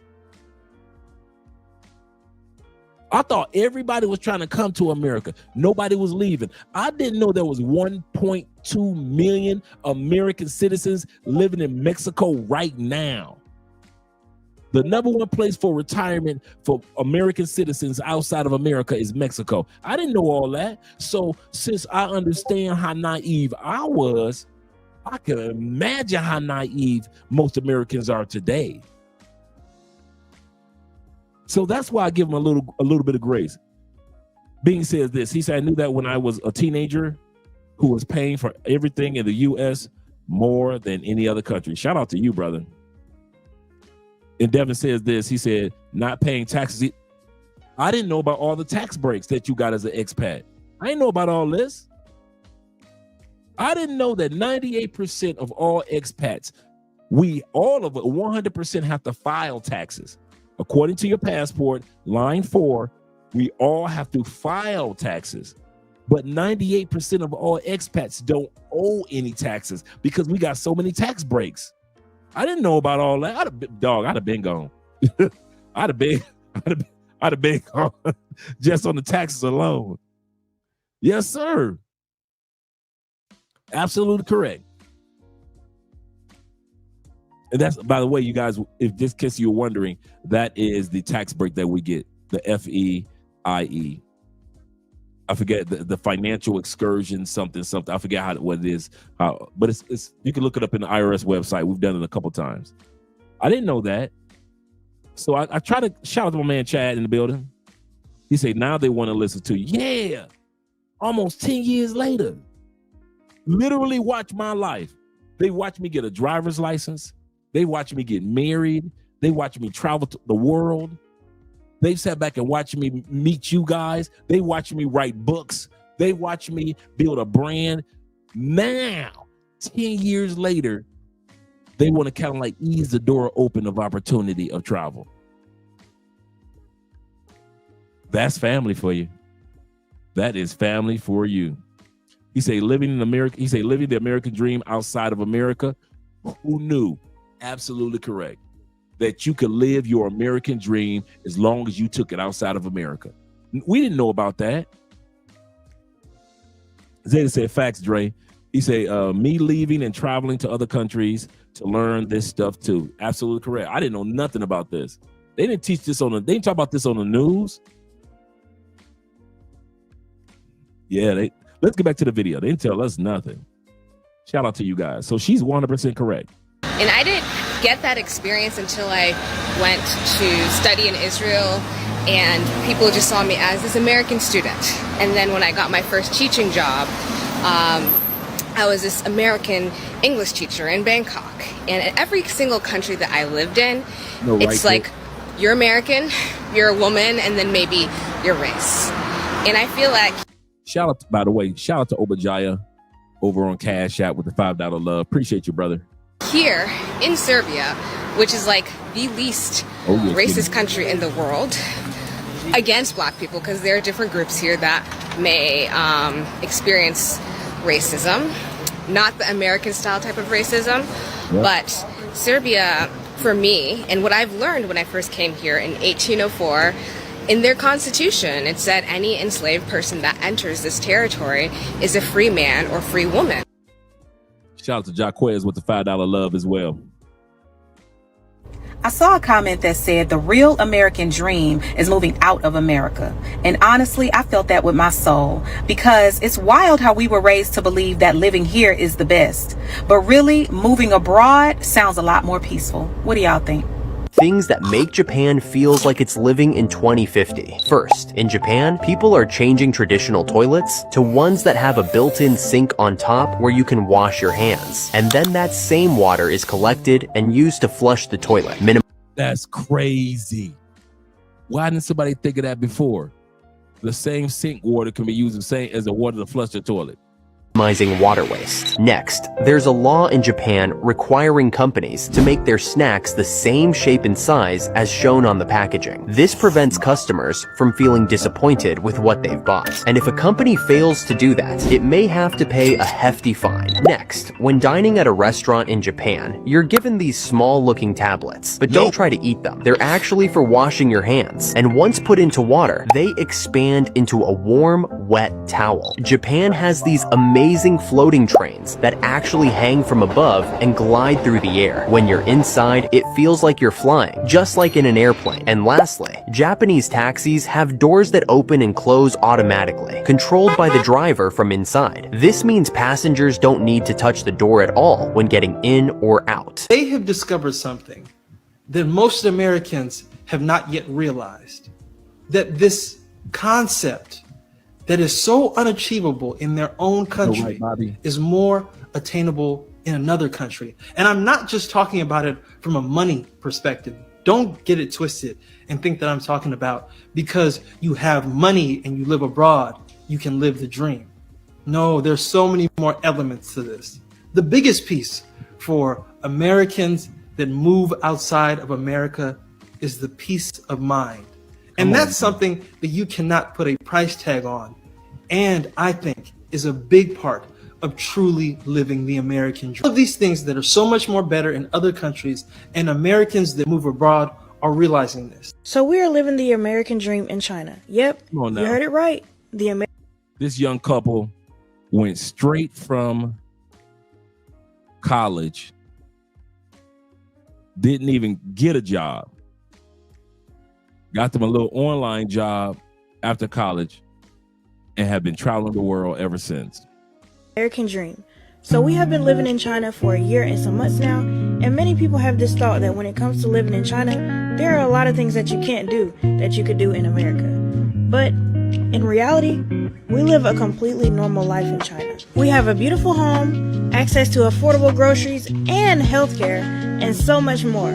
Anything we want to do in America, we can literally do it in China as well. And even though we are all the way across the world away from America, we literally still get to enjoy the things we love, such as sports and even the food we miss. So we aren't as out of touch as you think we are. As people, we deserve options, right? We look at it like this. There are many countries in the world to choose from, so why not date countries and see what you like as well? This term, the American dream, has been around for so long, and I'm pretty sure you have heard of it. But what if your American dream isn't to live in a big house with a white fence, kids, and a dog in America? The world would be quite boring if everybody's American dream was the same. Your American dream may be to live on a beach in Thailand or somewhere, or even a countryside home in Europe. You just never know. Follow for more videos like this. Somebody was just asking me what I was thinking about. I told them I was thinking about moving out to the United States to live the American dream. He got so confused and started stuttering. He didn't know what to say. Then he actually gave me his opinion like I asked for it or I cared. Sir, I don't give a rat's ass about what you think about me and my black family of four and how we moving out of the country next month. Be blessed. You're not depressed. You just live in the U.S. Too many people leave this earth never knowing what it truly means to live. They only know how to survive. They do the same cycle every day. They wake up, they go to work, they pay bills, and they do it all over the next day. Staying stuck in the same cycle and saying to themselves, well, I'm just waiting on the right time. But let me tell you something. Comfort zones are well-decorated prisons. They keep you feeling safe while slowly killing your dreams, your purpose, and your joy. God did not call you just to exist. He called you to live, to step out in faith, to experience new things, to walk in the purpose He placed on the inside of you. I had to make a choice. I had to stop letting fear dictate my life and trust that God had more for me. And guess what? He did. And He has more for you too. So this is your wake-up call. I need you to stop waiting. Stop overthinking. Life is meant to live, not just to survive.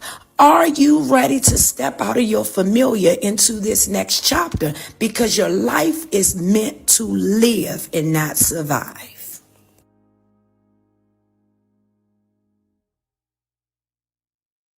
As a proud American, this is why I would never move out of America. One, I'm American as AF. Okay? American as AF.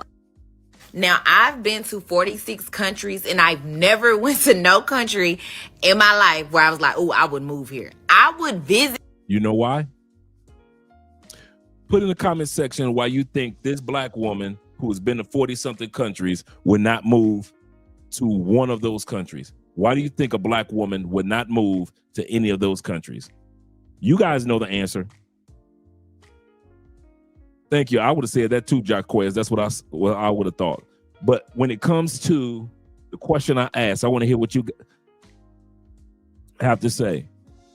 Why is it that a woman, you guys know this answer, we talk about this all the time. Why is it that a black woman from the United States says that she would not live in any other country? You're getting closer and closer, C's. That's one of the reasons. I'm going to make this simple. Boom. You guys are naming it. The laws aren't on her side because her attitude. Yep. She knows that no one is checking for her, for black women abroad. Boy, you guys are You guys know. You guys know. The men don't want her ass in those countries. Thank you. Because hyena behavior, dating options and laws. See, she's trying to sell it as if living in the United States is Shangri-La. And I'll say this, for a black woman, let's be honest, compared to how black women live their lives in other countries, America is Shangri-La. It's the perfect place. It is utopia. It's the only place where she can find men that will simp for her on the level in which they simp. She's traveled to all the countries and tried to find simps. 40 countries, couldn't find the level of simps that she was used to, lames and dusties that she was used to in the States. Traveled to 40 countries, couldn't find the baby law, the child support laws, the alimony laws like she could find them in the United States. She couldn't find, travel 40 countries, couldn't find nobody that would date her, spend $200, $300 on a first date meal like dudes do for her in America. She is 100% correct. She ain't got no business leaving the United States except to visit. Except to visit.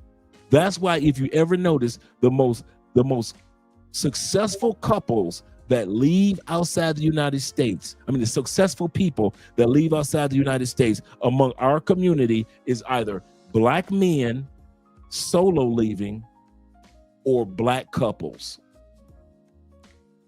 Black couples or black men have the success. But when a black woman tries to venture out here by herself and trying to find love and try to find child support laws, ain't no Section 8 in other countries. Ain't no welfare in other countries. You lose your job in another country, ain't no unemployment checks in another country for a woman that's not a citizen in that country. So yes, she said it. I am American AF, and she should be.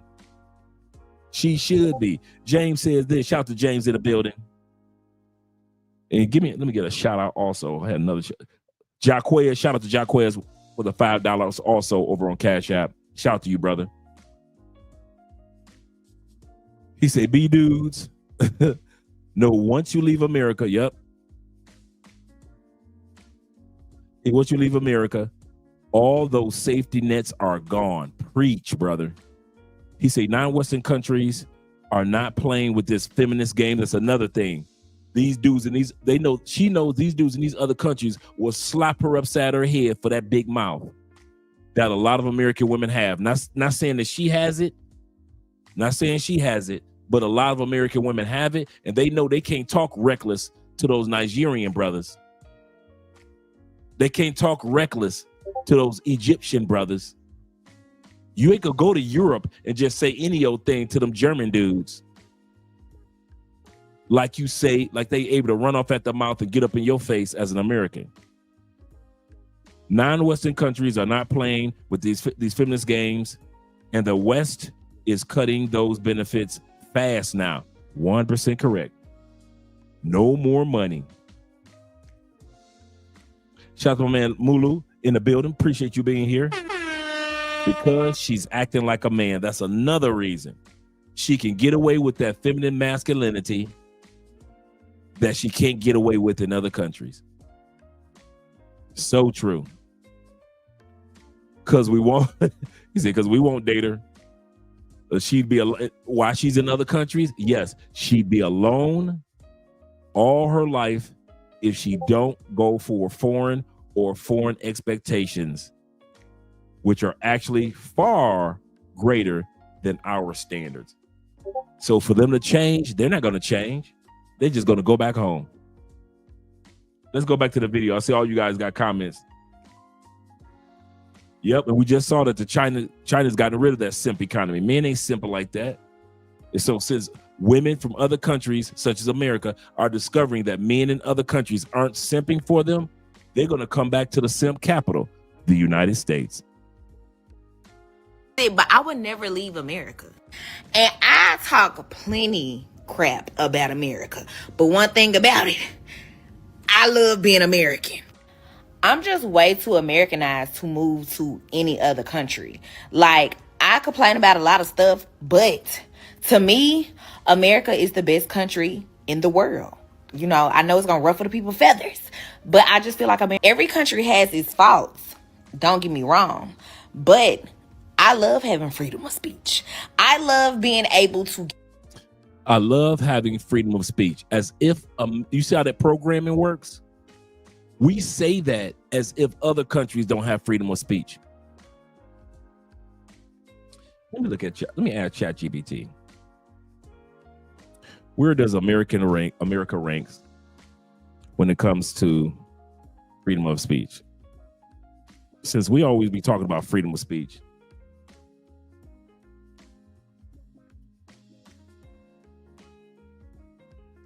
I want to hear where we sit statistically.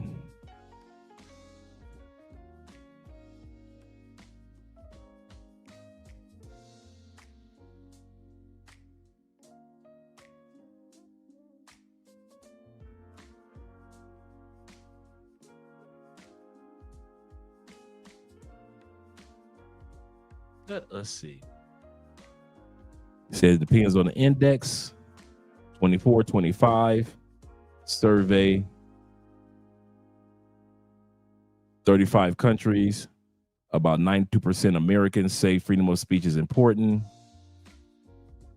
And yet, out of 180 countries, America ranks. I'm gonna let you guys guess. Guess where America ranks freedom of speech, and is not in the top 30. I'll say that again. What do you guys think where America ranks when it comes to freedom of speech? And the hint is it ain't even in the top 30. It's not even in the top 30. In 180 countries, America ain't even in the top 30. Zeta, I don't like you. Zeta, you just did some homework. That's what that was. Yep, Zeta got it. Came close, Jermon. You too, Jaquez. It might as well have been 100. It's number 57. America ranks 57th when it comes to freedom of speech. I like my freedom of speech. How the hell you like your freedom of speech when out of 180 countries, there are 56 countries that have more freedom than America? Let me ask them to give me the top 20 countries with freedom of speech.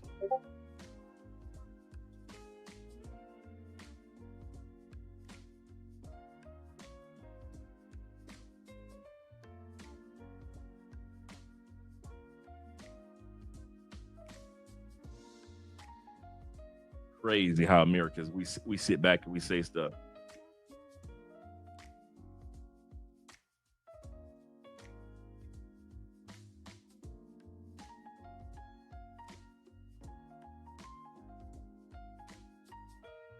Okay. Number 1, Switzerland. Number 2, New Zealand. Number 3, Denmark. Number 4, Ireland, Sweden, Estonia, Iceland, Luxembourg, Finland, Norway. So we're looking at the Scandinavian countries right out the gate has more freedom of speech than America. We're just the number 12, Australia. Number 11 was Netherlands. Number 13 is UK. Shout out to UK. Number 14, Japan. Let me get this list. Let's see. So we see that the United States is not even near the top. Well, I'm not going to go all through all 56. But let's see.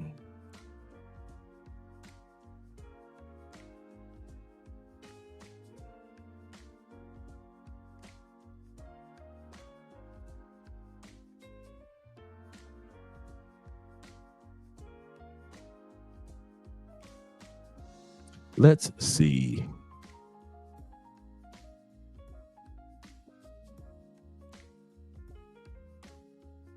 Germany is number 11 in 2025. Iceland dropped down to number 17. Belgium is number 18. Trinidad and Tobago, shout out to Trinidad, is number 19. UK is number 20. Let's see. You know how ChatGPT does. It likes to stop for a second.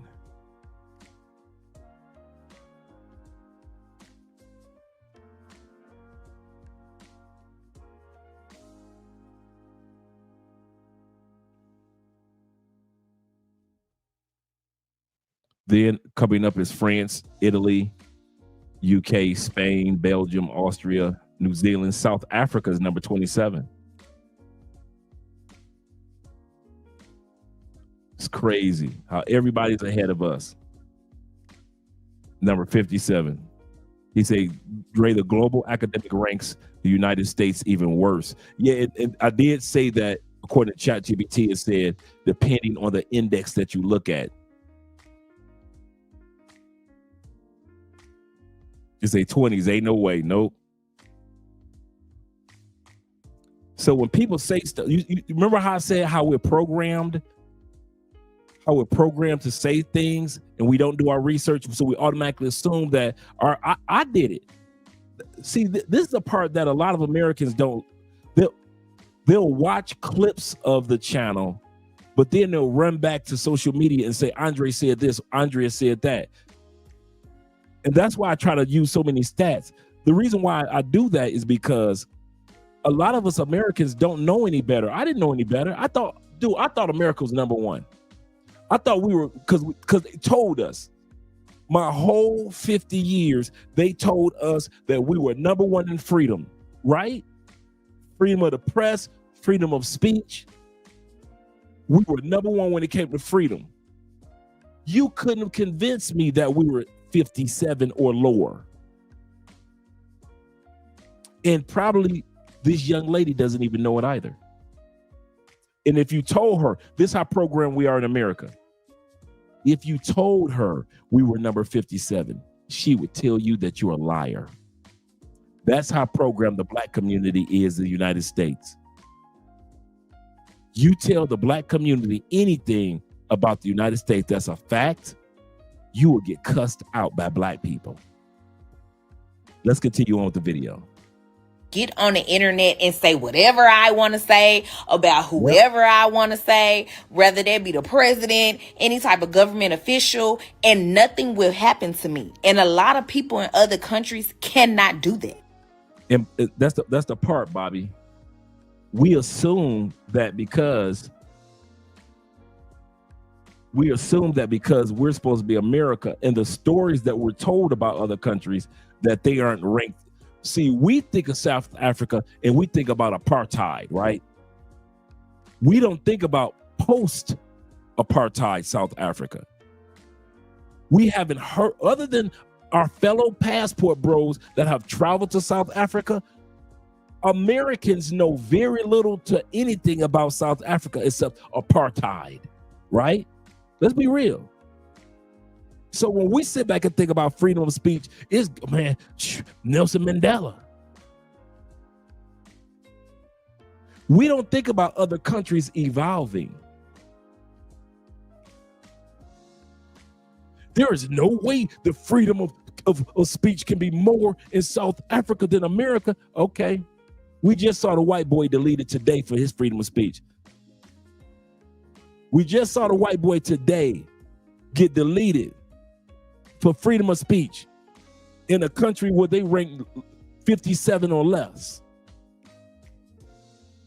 But because we've been so programmed to think of other countries in the way that America showed us, we think that there is no way that country has more freedom than us when it comes to speech. There is no way. And that's how we think as Americans. And we've been programmed to think like that. Sadly. I'm a descendant of enslaved people, of African people. I never wear anything. I never wear anything. Yeah, shout out to Charlie, man. Or aren't these the same soul sisters always screaming about being the most educated as well as the most unprotected? If you're so unprotected in the United States, if you think that black men and white men don't look out for you in the United States, why are you going back? Yeah, now you say, now that I think of it, what are more objective stats of country rankings? He said, I know that we weren't number one, but I never actually took the time to see what the data said. Absolutely correct. None of us, Nazarene, none of us. So I totally get what you're saying, but the point of my post is the fact that you can be a black American and be patriotic because we literally have had a longer genetic tie to this country than literally most white Americans. Like, unless you're, a WASP or had an ancestor on the Mayflower or during the early Revolutionary War or the early antebellum South period, most white Americans came over to this country during the Ellis Island turn of the 20th century period. Black Americans have been in America longer than Jamaicans have been in Jamaica, literally. I know Jamaicans have their own independence and whatnot, and that's kind of different, but you don't see them claiming anything but Jamaica. Our problem has been, as black people, we've always been concerned about white America, never about us. And what we've always thought is that white America equal the same interest as us. That is not true. We must now be concerned with us. Let me give you some examples. We always want to prove what good Americans we are. The very first man to die for the War of Independence in this country was a black man named Crispus Attucks. Crispus Attucks.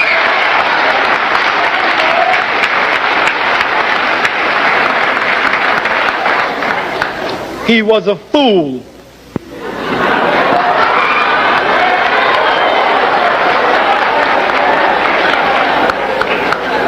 Because here he was dying for white folk freedom, and millions of his brothers were enslaved in the very country.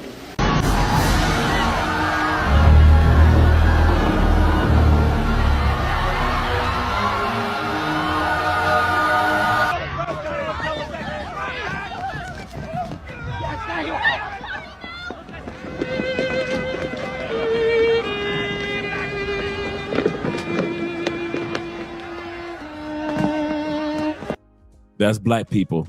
I'm gonna let y'all see that again. Don't let this slide by. Don't let this thing slide by. America falling apart. And what are black people doing in the black community? Don't let that slide by.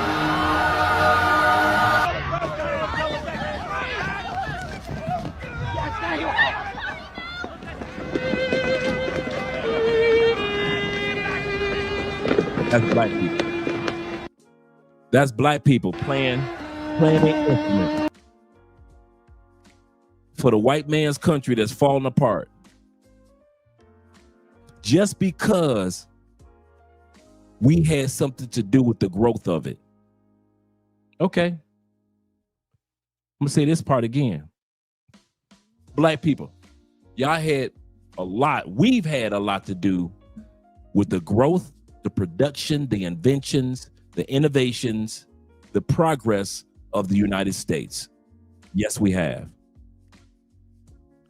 Is that the only reason you're staying? You had, let's put it like this, you accomplished the same things in Egypt. Why you ain't take your ass back to Egypt? You accomplished those things, many of those things in other parts of Europe. How come you ain't running your butt back to Europe? See, black people think that because we have a stake in Americans' history, in the accomplishments, in the success of America, that's the only country where we ever did that in. Y'all see where I'm headed with this?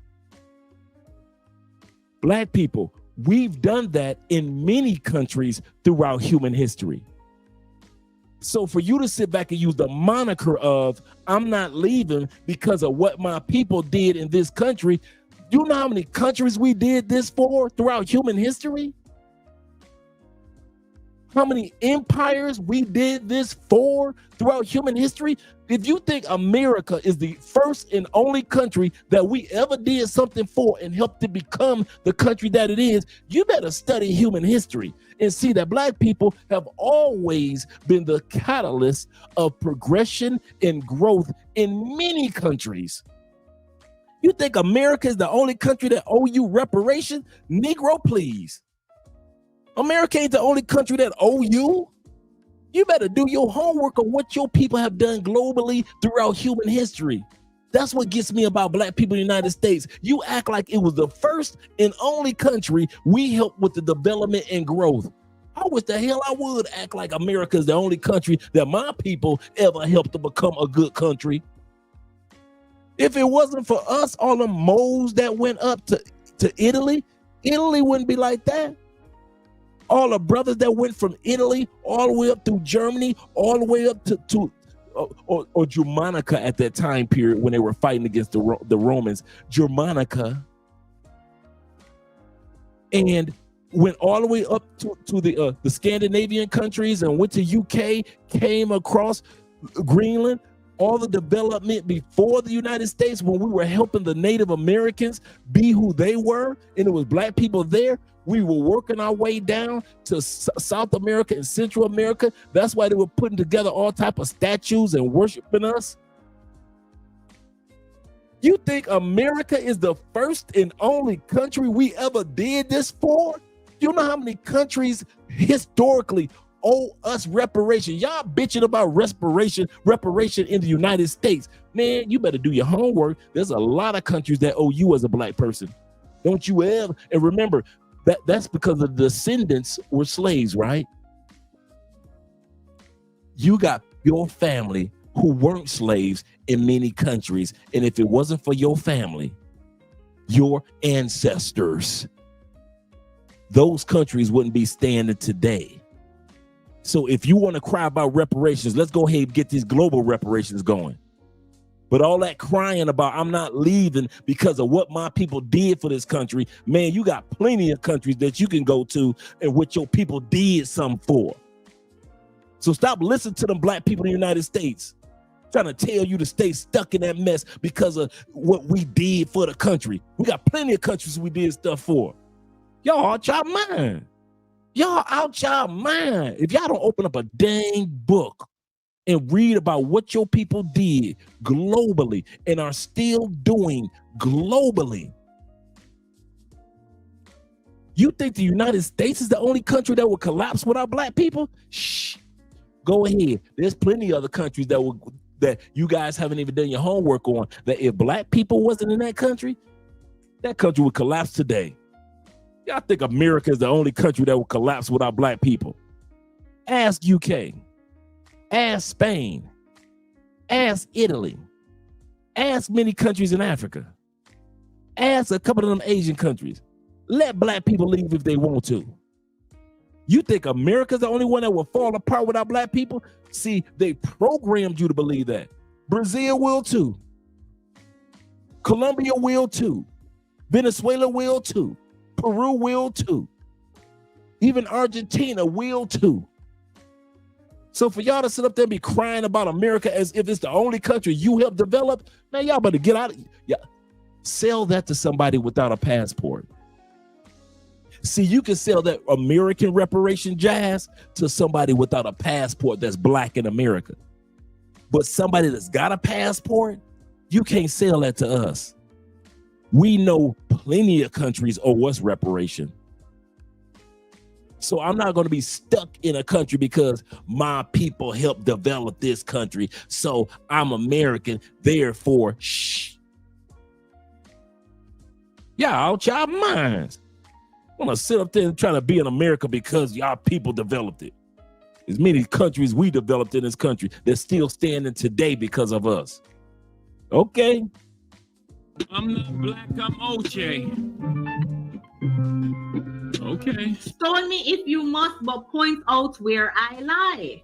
Stone me if you must, but point out where I lie. Go ahead, brother. And I know plenty of brothers that did it just like that. Paid off their rearage. Because every state now we're gonna do a little public service announcement.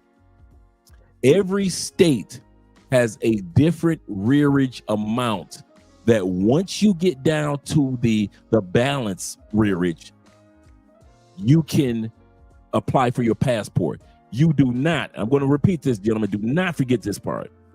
When it comes to getting your passport and you owe back child support, there is not one state that asks you to get to zero. Some of us think that if I get my child support to zero, then I apply. No, I'll say this again. You don't have to get to zero. Every state is different. For example, Florida's balance is $750. The moment you get your child support under $750, soon as it hits $749, apply for your passport. You can do it immediately. Michigan is $1,000. The moment you get it to $999, apply for your passport. You do not. That's the one myth that women have been trying to sell you guys, especially in the black community, that you have to have all. I'm not saying you, brother. I'm just letting you know, letting all of us know, you do not have to get to zero. Don't you ever believe that. No state actually, the federal government at the website says it's $2,500. The federal government says that if you get your rearage under $2,500, you can get your passport. I haven't seen that work. I've seen the ones for the states work. So whatever the rearage is for your state, find out what that is, like my brother is doing, and then you can apply for your passport. My Uncle Ghostface is a perfect example of it. I told him about this. He did exactly that. And as you guys can tell, my Uncle Ghostface Jeff is always here in Colombia. Always here. Why? Because he's from Michigan, and the amount that he needs to get under was $1,000. He got it to $999, applied for his passport. And how many years have you guys have seen Jeffrey come to Colombia? All the time, right? So don't think you have to get it to zero. Just find out through the child support office what is the balance, the limited balance that you need to get. Each state number is different for you to go ahead and apply for your passport. He said Buffalo sucks. He said so does Cleveland. He said they Rust Belt. He said they are Rust Belt towns with limited mindsets. This is true. Shout out to my man AMS in the building. Appreciate you being here, brother. Yes, sir. Yes, sir. And Jay, shout out to you, man. I'm glad to see you guys here, man. Glad to see you guys here. You say Buffalo, New York is already collapsing. I didn't know that. You say nasty folks. You say limited mindsets there. I can see that. That I can see. That I could definitely see. Shout out to all you guys. Let's go back to the video. But yeah, there you go. There's black folks thinking that the only country that they can save is America. And if they can't save America, they'll go down with the ship. Do it, black people. I'm 50 years I tried to help you. 50 years other brothers tried to help you and try to show you that you can live a better life. Don't worry about it, black people. Go and get your violins. Go and get your flute. Go and do what you're going to. Black people, do me a favor.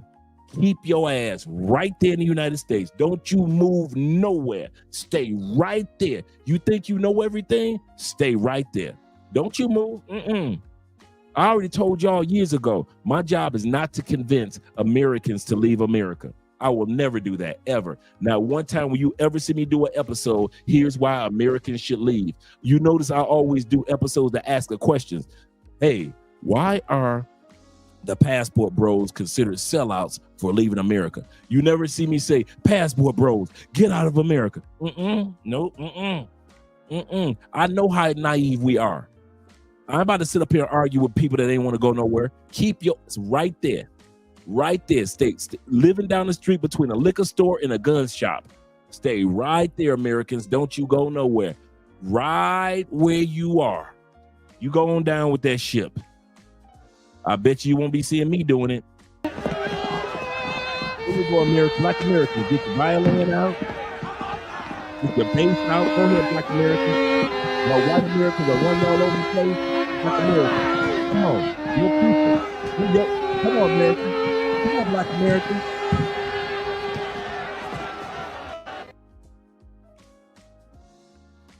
Next reason why they think that we're sellouts is because they fear uncertainty abroad while struggling in the United States. They fear what they don't know about, but yet they complain about the struggles back home. I just saw a 3-bedroom apartment in San Diego for $5,800. Mind you, I got a 3-bedroom apartment in the suburbs for $650 a month. With my utilities, $800. Mind you. Can you imagine what I could have did with that extra $5,000 instead of paying $5,800 a month? I pay $800 a month for a wonderful 3-bedroom, very roomy. We got 2 living rooms, 1 dining room. Just to give you guys, we got a balcony. Let's give you guys an idea of $800. Why is she eating hot Cheetos? With the red fingertips. What you could do with that other. See what I'm saying?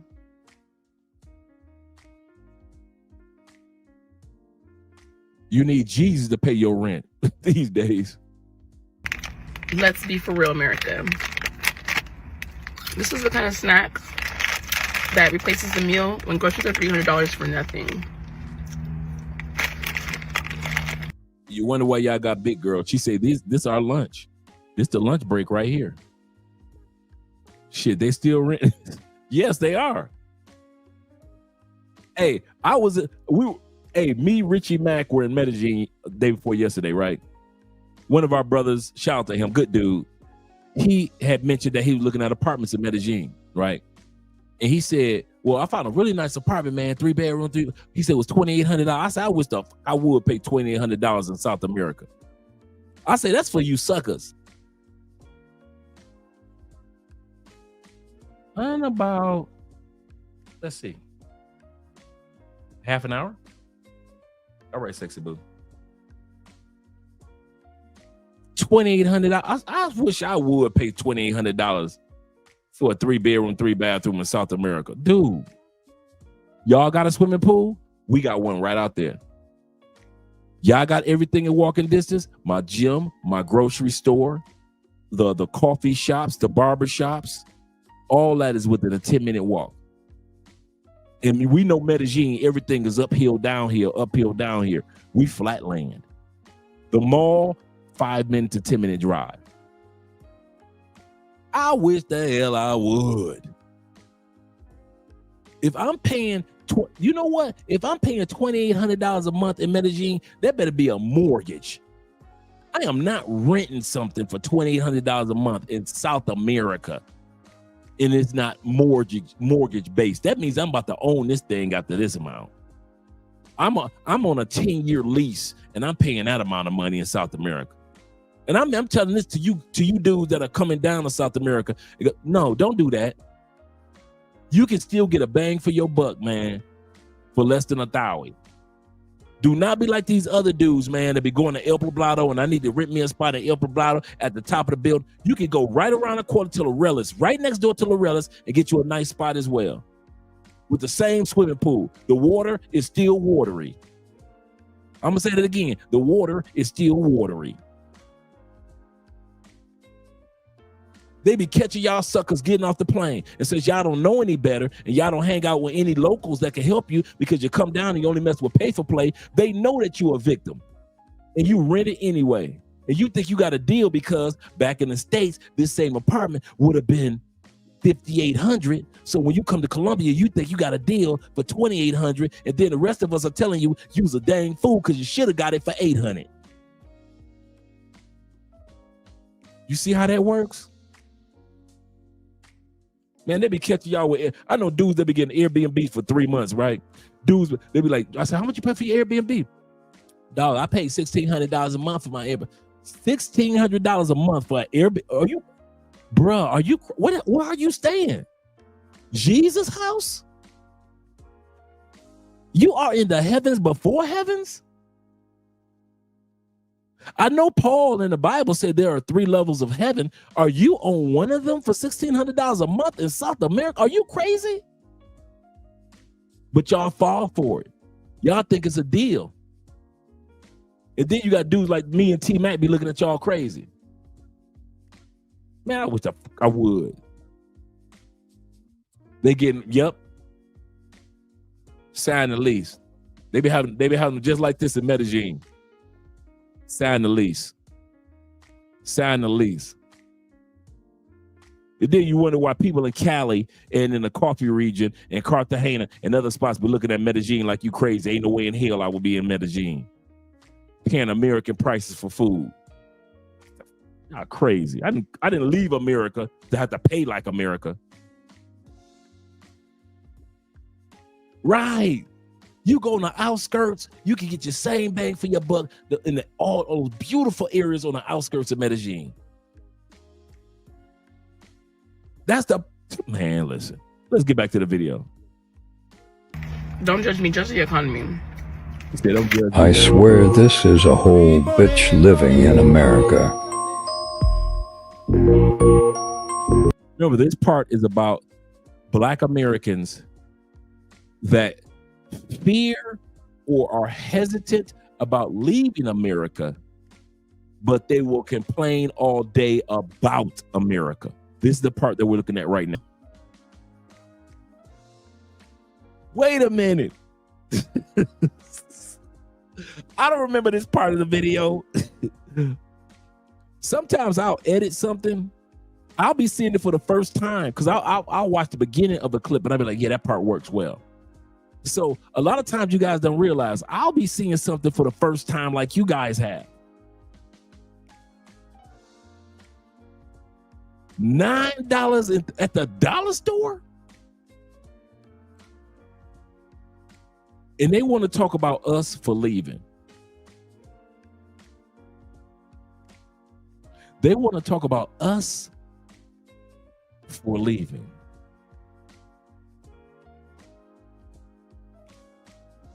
I remember they were 50 cents too, brother. Thank you, DJ. Whew. Nate, I'm in a bind, Nate. I'm in the band, Nate. Shout out to all you guys that are watching on Andrea's channel, Andrea Wallace TV. Kevin King and Ransom.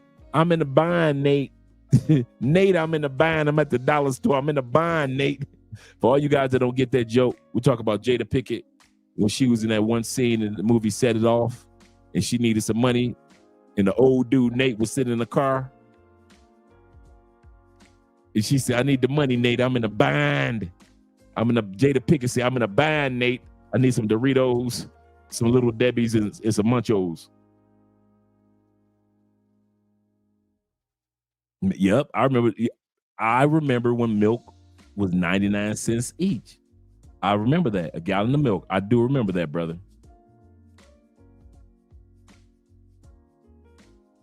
Shoot, it's right around that amount, shoot, here in Colombia. So, hey, I'm still good. Let's go on with the video. Sense. What the fuck? Welcome to our crib in Medellin. This is our living room. Okay, this is where we watch movies, Friday night, Palette night. I'm sleeping up there. Nancy sleeps right here. Yep. This is my closet with all my clothes. When my friends go home, we all clean up this stuff. It's where the magic happens, right? High ceilings, comfortable bed. When we first moved here, all this furniture was here for us. All we did was buy sheets and pillows and stuff like that. We love the open layout. We love the windows, the fresh air. This is the closet space that we did not have in the States, and we absolutely love it. Lovely bathroom. Very basic. Really nice. So we're the only people who have access to this rooftop. We do have a jacuzzi and an outdoor shower, but we don't really use it. This is what we pay for. This rooftop is just for us. The kids get to play baseball. What else you do up here? We practice a lot. this space is definitely worth it. Let me show you the rest of the house. So this is the office. I'm in here about 5 hours a day, crunching some numbers, doing some work. I do love this area. It's because in previous locations I wasn't able to have an office, so it's nice to be able to have this. We also do our homeschool work in here too, so that's also really, really nice to be able to have the area for homeschool. This apartment is centrally located in the area where we live. We live right next to a mall. We have 3 bedrooms, 2.5 baths here. We have 2 balconies and a rooftop. We pay $16.25 to live here, and that's in USD. We have a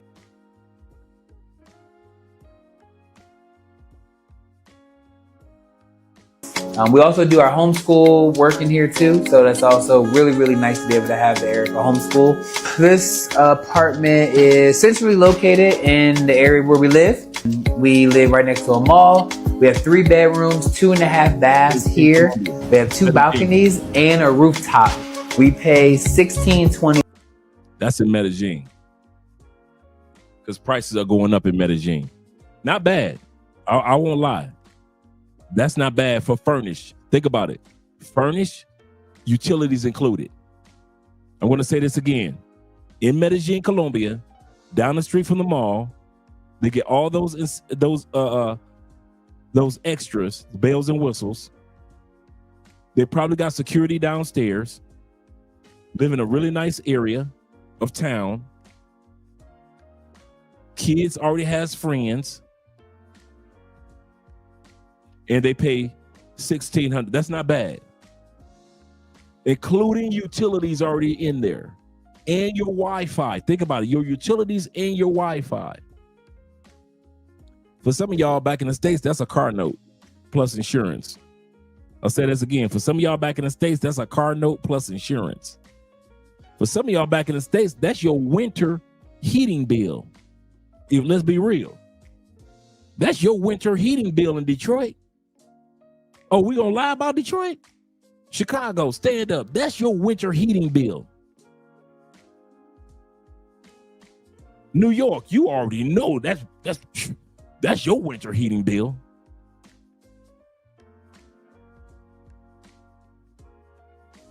That same spot in Cali,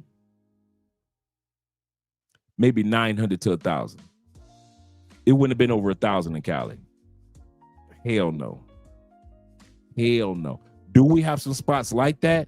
Yes. That's over 1,000? Yes. 99% of spots in Cali that look like that, it wouldn't have been not 1,000. He say 1,400 plus is usual. 200 sometimes for the electricity. Yep. Right. Shout to Bobby in the building. He said in the Gulf parts of the states, it won't cover hurricane. That's a good point too. That is a good point. It won't cover hurricane insurance.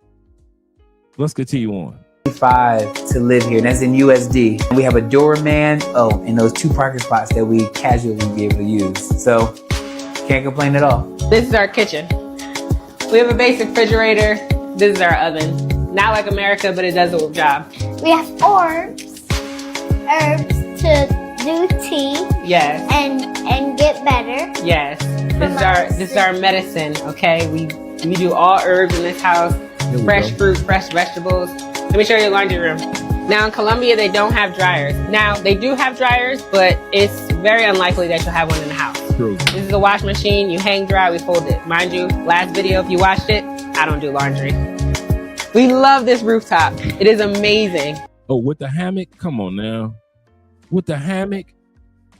For those that don't know, I'm a professional hammock tester. Everywhere I go, I must test the hammock for at least 2 hours. We have night light. This is the beautiful view of Medellin. This is why we moved here. A lot of people are always worrying about the housing, the cost. We have 3 bedrooms, an office, a rooftop, a private balcony. We pay $1,600. Now our gas and electric is separate. We pay about $50 every 6 months. Okay, so there's a separate, but $50 a month, that's not bad.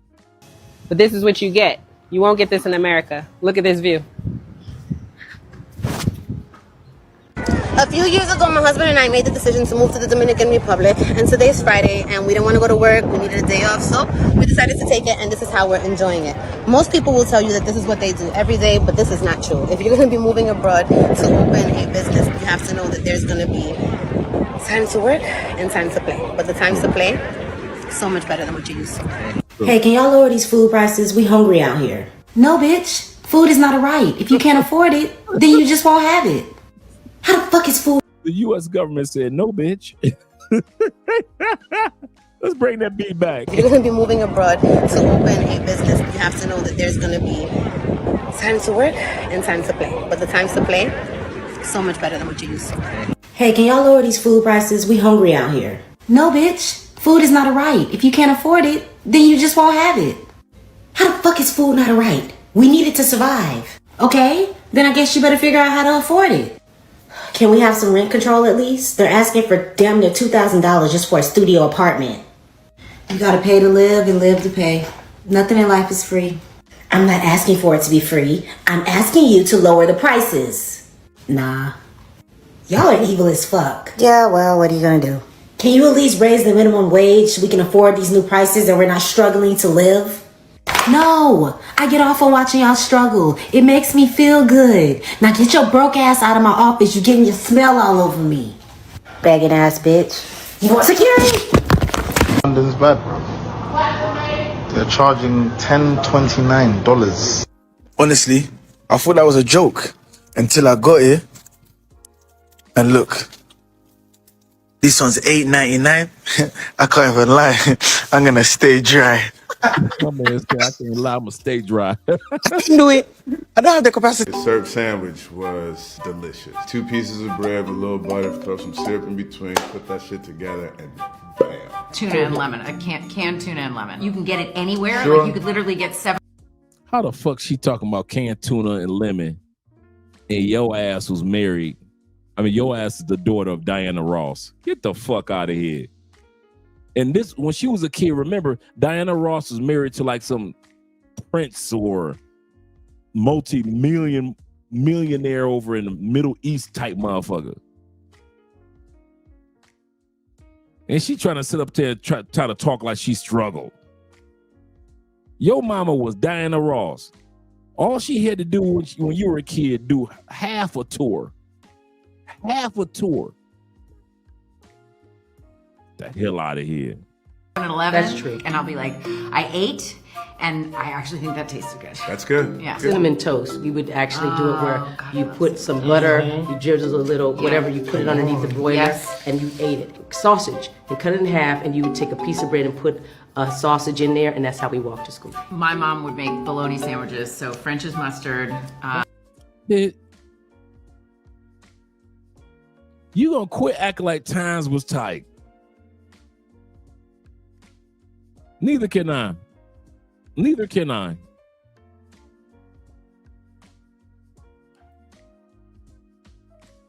Yeah. Wonder bread. Yeah. And where you make the slice in the bologna Yes. so it looks like a Pac-Man. I would take Wonder Bread, just put butter on it, and I would ball it up. And Yes. have like a little. And that's probably why I have a gluten allergy. Now, I done been broke longer than I haven't been, but I ain't never been this broke, okay? Liver cheese, huh?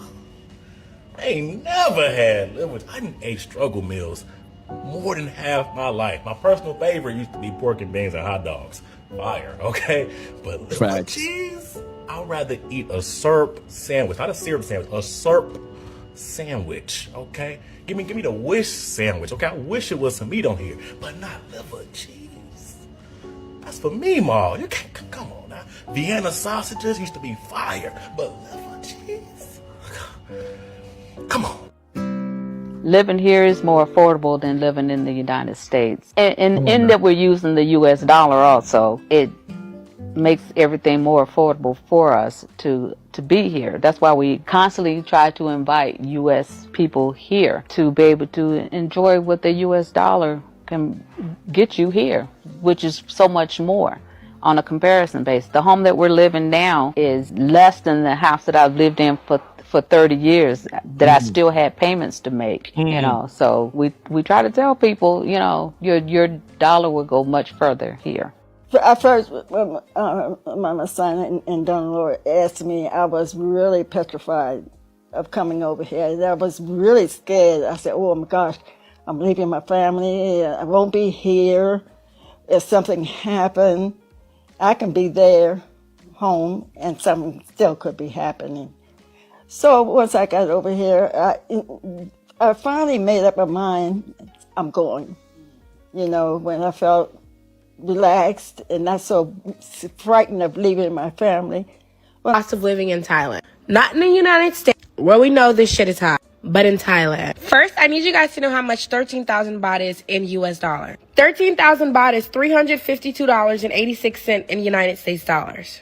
So, now we're going to talk about how far can the US dollar go in Thailand. 1 United States dollar is 36.86 cents of their money. 100 United States dollars is 3,685.60 baht. So now I want to show you guys some apartments. Tonight we're looking at some apartments that we're going to tour once we go to Thailand in 4 weeks. This current apartment is 15,000 baht. $407.15 in United States dollars. Let's see what we get. Looks like we get a nice kitchen area, a nice bathroom, and bedroom. And look at the view. Oh my gosh, the balcony. Okay, y'all, so that was nice. Let's see what else we can find. This one is located in Bang Saray, and it's 14,000 baht. That's 380 United States dollars. Let's see what we're getting, y'all. It's the views for me. This looks like your living area. Then your kitchen area is, of course, they don't cook a lot in Thailand, y'all. It's in their culture to eat out. The food is not that expensive. We're going to go over that in another video. Another reason why they don't leave, struggle love in the United States. You plan on leaving the country? Nah, man, this is my country. I'm originally from here. You know what I'm saying? We indigenous to the Americas. I'm not from Africa, so I'm from America. My ancestors are from the Americas, so I don't have a home to go to. I'm at home right now. We're the indigenous tribes here in Americas. We got pyramids here. We got Sphinx here. You know, this is spiritual Kemet, what you call Egypt. So as far as I'm concerned, I'm at the crib. I'm never leaving. I go, you know, of course I travel, but hey, we here. We the Indians. We are the Aboriginals and the indigenous to this land. I'm home. I'm at the crib. And when I say struggle love, I mean Americans are struggling. Black Americans are struggling, but yet in love with America.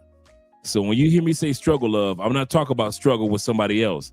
I'm talking about you love America so much that you are willing to struggle with her in a relationship no matter what. Black people in America are the most affluent black people to ever be on the planet. Ever. So when you get someone like Samuel Jackson with the woe is me mentality. Oh yeah, he's unbelievable. What do you mean? You are the highest paid black person ever. He's in every other movie. Right? But nonetheless, I'm 55. So when people are going on about Donald Trump, for those of us who are older, we remember Donald Trump from Mike Tyson's time, right? So if they talking about Donald Trump is racist and stuff, why is it that you constantly see Donald Trump back in the 80s with Mike Tyson, Donald King? You know what? I just wanted to know, where are you from? Texas. From America, right? Yeah. I just wanted to know, when was America great for us black people? Right now. Oh, Say it's great right now. Really? Yeah. It ain't great for you? No, not at all. How? I mean, I'm living life. Looking good. You got clothes on. Look well fed. Remember what I said. Americans, black Americans are in love with the struggle love of America. You're going to notice something that's a common denominator among all these speakers. They're going to only talk about economics. I'm going to say this again. All you black people that think America is so great for black people think that that black Americans don't struggle the way that they do in other countries. You notice you only talk about economics because that's what you were programmed to talk about. You never talk about, when it comes to black people, family ain't ish. Community, the black community ain't ish compared to other countries. Feminine women in our community ain't ish compared to other countries. Safety ain't ish compared to other countries. You don't know if your kid's gonna make it home from school or not. Healthcare ain't ish compared to other countries. We already looked it up. Freedom of speech ain't ish compared to other countries. So you're going to see a common thread, and I see this among a lot of us Americans. The only thing that we hang our little hat on, our little cowboy hat on, is economy.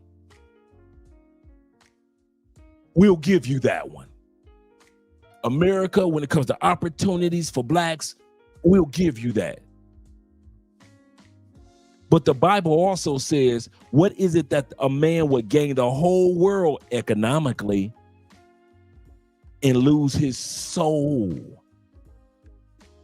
Nobody looks at us like soul people anymore, soul folk anymore. We used to be considered, our music was what? Soul music. We had soul food that centered around family and community and oneness and love. Nobody in the world looks at us like soul people anymore. Ain't nobody even, we ain't got no more Soul Train. Why? Why have Soul Train with a bunch of people that ain't got no soul? What is it that a man or a woman should gain the whole world economically and lose your soul? So let's listen to all these black people talk about money we make, the money we have, the money we make, the money we have. You know why? Because they cannot say we're number one anymore when it comes to family. We cannot say that the black community is number one when it comes to marriage. We can no longer say the black community is number one when it comes to family, when it comes to health, when it comes to being healthy, when it comes to many myriad of things. We're no longer number one black community. So the only thing black Americans gonna hang their hat on is we make money, but we've lost our souls to do it. So go ahead. All y'all don't want to sit up here and say, yeah, we're number one. Go ahead. Everything is falling apart in the black community, but we got money. We got money. I agree with this young lady more than anybody. Black women are in more college debt. Black women are losing jobs. Black women are struggling trying to take care of these kids. Black women are going through headache and heartache. And he wonders why this young black woman is asking a question, when was America ever great for black women, for black men? Right now, what's so great about it for black women right now? They losing jobs, right? What's so great about it for black women right now? Ain't nobody marrying them. What's so great? They eating the same expensive, unhealthy food as the black men are eating. What's so great for black women right now? Nothing. Nothing. And he looking at her like she crazy for asking the question of like, listen, I'm a black woman out here. Times are tight. Just like it is for black men.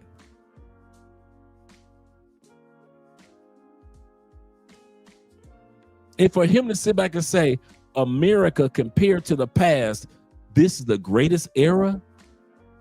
We have never been more separated as a community than we have in American history. We have never been this separated as black women, black children, black men are today. We have never misunderstood each other more any other time in American history than we have misunderstood each other today. How the hell America is great for black people today when the black family is the most destroyed family in American history today? We are more unhealthy as a family, as a community today compared to any other time.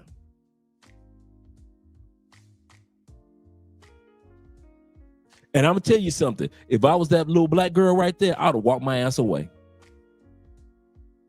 Any of you dudes that go on YouTube trying to convince Americans how effed up America is, you're a fool. If you ever notice, this channel is dedicated to people that either want to have or going to have a passport. You ever notice that? We do not waste our time trying to convince folks that ain't got no passport on what life is like with a passport. Our channel literally, these whole 6 years have been to encourage you men and even women who have or plan on having a passport. Other than that, we don't give a damn what happened in the United States to the United States. There's enough YouTubers that focus on that. It ain't our job. Our job is to be a beacon of encouragement, a service tool to you men who are traveling and using or plan on using passports. You will never see me on a panel full of Americans trying to convince Americans about what's going on outside of America. Damn what y'all think. We don't care what y'all think. Y'all can sit up there and say that the world is flat, and we don't care about what Americans think. People in UK, we don't care about what UK think. You Canadians, we only care about Canadians that got passports or plan on getting passports. The rest of you Canadians, you can do what the hell you want that country. We don't care. It is not our job to be sitting up there scratching the back of our head and losing the rest of our hair, worrying about what y'all think or what y'all want. No, that we leave that to y'all. But for those that have passports, this is why Andrea and I are here, to service you guys, not people that ain't got passports and don't understand a damn thing about what you talk about when you talk about traveling and relocating to other countries. They never have understood you, and they will never understand you. Never. Let's continue on with the video. But that doesn't mean got nice, beautiful hair. Oh, thank you. Got your eyeliner on. You looking good. What kind of bag is that? That's a nice little bag there. You look good. America look good for you. If you were eating out of a trash can, I'll tell you something different. America is a great place. I don't understand how we are not acknowledging that. It's great. Look at all these different people out here. Men, women, black, white. You will never. You notice he named off things. You notice that all she had to do was throw the stats out there of what percentage of Americans don't have $1,000 in a bank.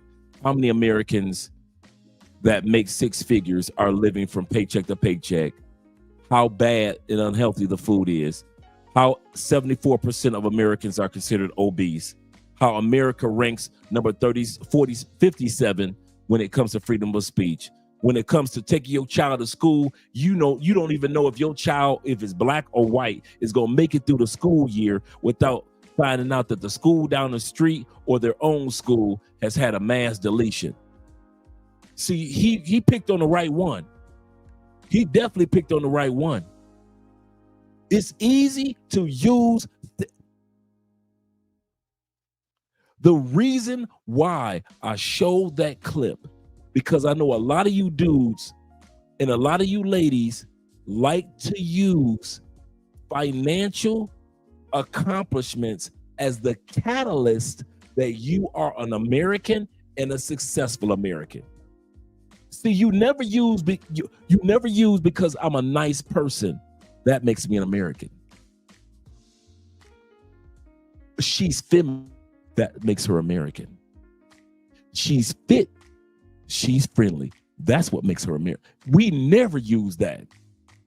We either talk about I'm an American because I got guns and we got the military, or because I got money in the bank, which most of us don't.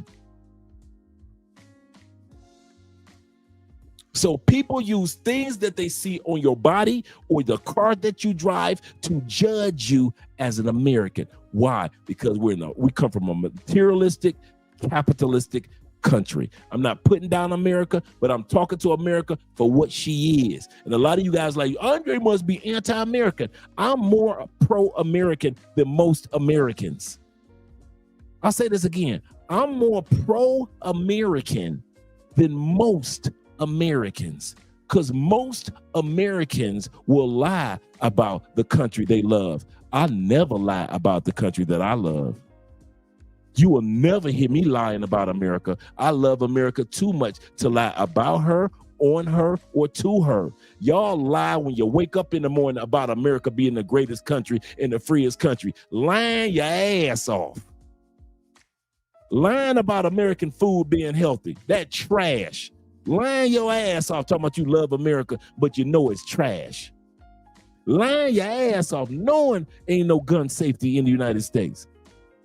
Lying your ass off, knowing there are over 700 deletions, mass deletions every year for the last 5 years. Lying your ass off when it comes to a solidified marriage, and you ain't got to worry about that woman taking you in for all the money that you make, putting you on a restraining order and taking your kids from you. And you want to lie to me about America. But when I tell you the truth about America, you want to tell me I don't like America. I love America more than you do, because I ain't never lied about America. I know what she is. Y'all the hypocrites that pretend like America ain't what she is. I know what she is. She's the girl that we all took to the prom, but that fat heifer don't look like that no more. That's America. But you rather lie about her and lie to her and then tell me you love America. That's hypocritical. I said that's hypocritical. So let's go back to the video. No other country. Every other country, as soon as something happened, they changed the laws. Not in America. Not in America. See this much diversity anywhere else. It's the greatest place on earth. Everybody can be here and enjoy one another, disagree with each other. We have the freedom of— You don't have that much diversity anywhere else. You see the lies that we tell in America, yet we say that we love America? Colombia is only the size of California and Texas combined. Now that's big. Yet Colombia has over 85 different cultures and dialects in that small region. 85 different cultures. There are 5 different types of black people. You can't just call somebody black in Colombia. Which one is it? In America, you just black. In Colombia, which one are you? Black and indigenous? Black African? Black Spain? Black mestizo? Black mulatto? Which black are you? In the United States, just one black. Y'all brag and lie on the United States at the same time. That's why you don't see me on them panels. Why should I be on a panel full of people that already plan on lying on the United States when I love the United States? And when I talk, I will never lie on her, ever. You will never hear me tell a lie about America. If I tell you that 74% of Americans are fat as, you better believe you can look it up. 74, they just came out the article a couple weeks ago. 74% of Americans are fat as hell. But y'all will lie and say y'all got dimes walking around. Everybody want American women. They so wholesome. They're known for their family values, you know. Line your ass off. Speech, freedom to keep and bear arms. We don't have to worry about the government interfering in our lives for the most part. You ain't got to worry about the government interfering in your lives. Well, for the most shit. The government has us so programmed that we actually think that they're not interfering when they are.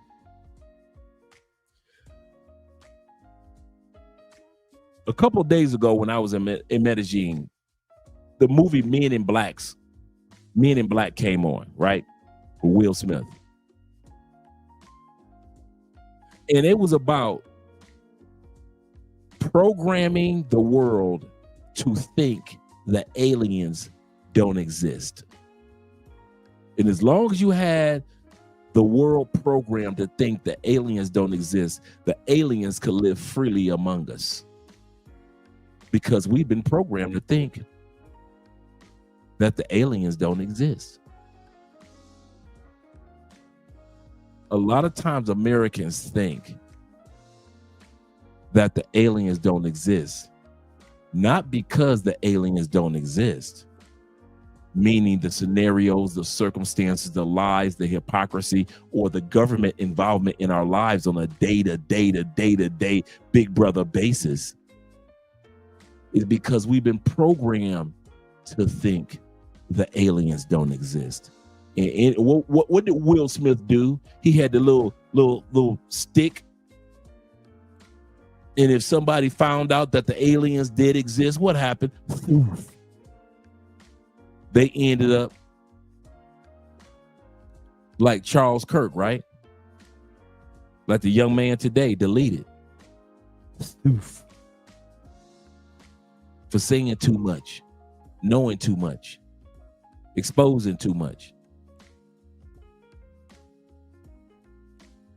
America, the aliens do exist. You just been programmed to think that they don't exist. And I mean every one of us Americans. We've been programmed to think the government is not involved in everything that we do as far as programming us, so they can walk easily among us. It's the greatest country ever. And if we don't start acknowledging that, we're going to screw up something good. You got to be fucking kidding me.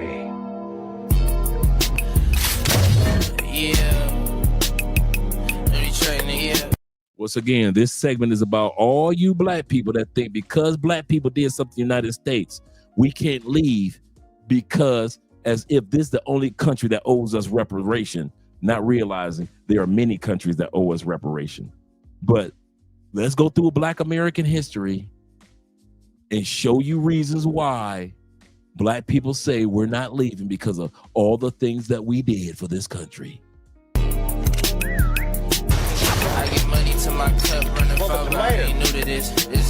I look at black people in America like we are like gold. We are like the gold mine in America. We are praised in America. We are the culture. We are American culture. We are black Americans in America. Black people in America are the difference between America and every other country. The difference between America and England is black people. The difference between America and any other Australia is black people. Our biggest export in America is black culture. People always say, you know, America is the greatest country in the world. And as a black man, that has traveled the world, I can honestly say that's not true. It's the country with the greatest amount of opportunity.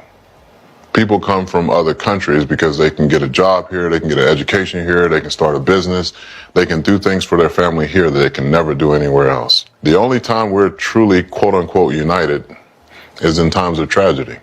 9/11 hits, you know, everybody's banded together. Hurricane hits, you see the best of people. Doesn't matter if they're black, white, Republican, or Democrat. Your power out, my power out, let's make it work. You know, 2 weeks and then it's out of the news cycle. And then it's on to the next thing. I think that being in the WWE has given me a better perspective of, like, regardless of where you go in this world, love is a universal language. Another reason why Americans won't leave, fear of the unknown.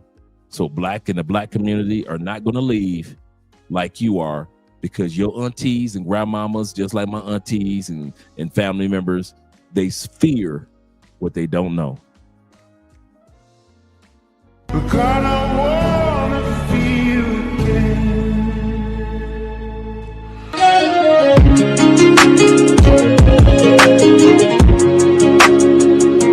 So here are the top 7 most welcoming countries for African Americans and people of color. So at number 7, we have Thailand. Thailand is safe, it's affordable, and it's full of culture.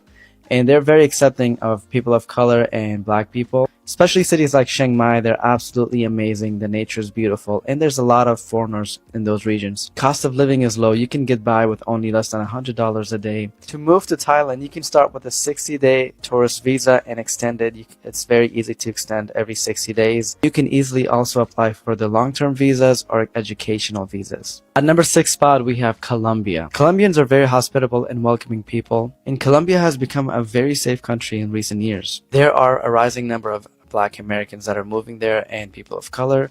especially in cities like Medellin. You can move here by applying for the migrant visa or work remotely from anywhere in Colombia. At number 5 spot, we have South Africa. South Africa is a vibrant, diverse, and a majority black country, so they're very welcoming of African Americans and people of color. For the most part, it's a very safe country with modern cities like Cape Town and Johannesburg, and you can apply for their work visas, business visas, and volunteering visas, and stay up to 4 years or more in the country. At number 4 spot, we have Costa Rica. Costa Rica is known for its Pura Vida lifestyle, so it's very peaceful and welcoming to foreigners. And there's also a big Afro-Caribbean community in Costa Rica. They also have universal healthcare, and it's one of the most safest South American countries. It's a very laid-back lifestyle, and they offer multiple ways to get visas and stay in the country. They have visas for retirees, they have visas for people with passive income, and they also have digital nomad visas for people that work online to live in the country.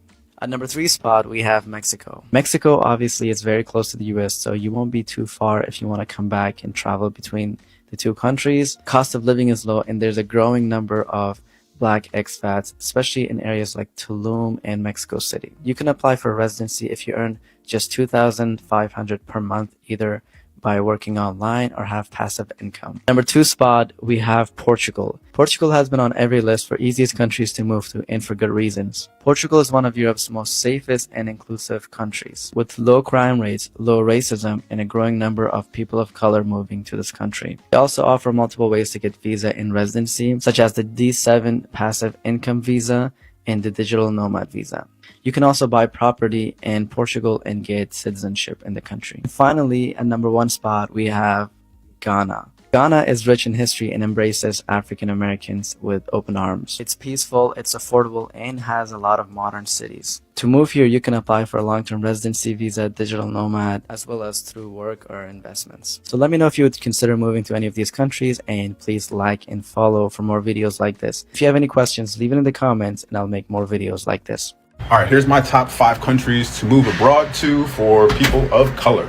In no particular order: Costa Rica, one of the safest countries in Latin America, no military, warm, peaceful. There's a larger Afro-Caribbean community in Limon, lower cost of living with a digital nomad visa, and the infrastructure is already built out, school systems, healthcare, etc. Next is Portugal. There are existing Afro-Portuguese and Cape Verdean populations in Lisbon and Setúbal, much lower racial tension than most Western nations, accessible visas, low crime, etc.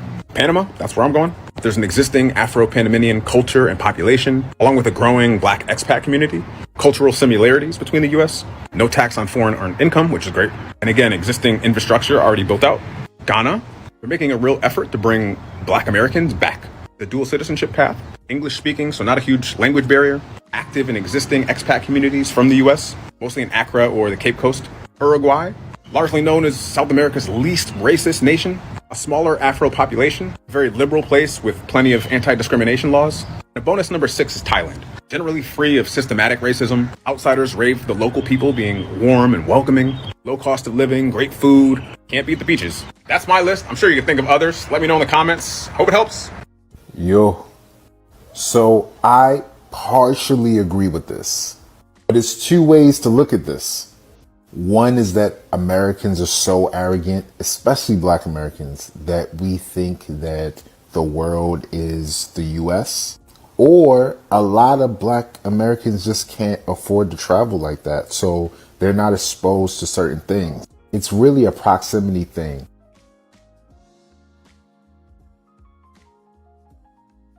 My people, black people, if you own Gucci, Louis V, all these designers, but you don't own a passport, that is nasty work. How are you dripped out, but you ain't never dipped out? You see, we are chasing trends that we can't even afford while the whole world is moving without us. You see, flexing in the same 5 blocks that you grew up in, that ain't luxury. That's mental lockdown. You are exactly where they want us to be. If you like what I am saying, like, comment, share. If you disagree, still comment below. Let's talk about it.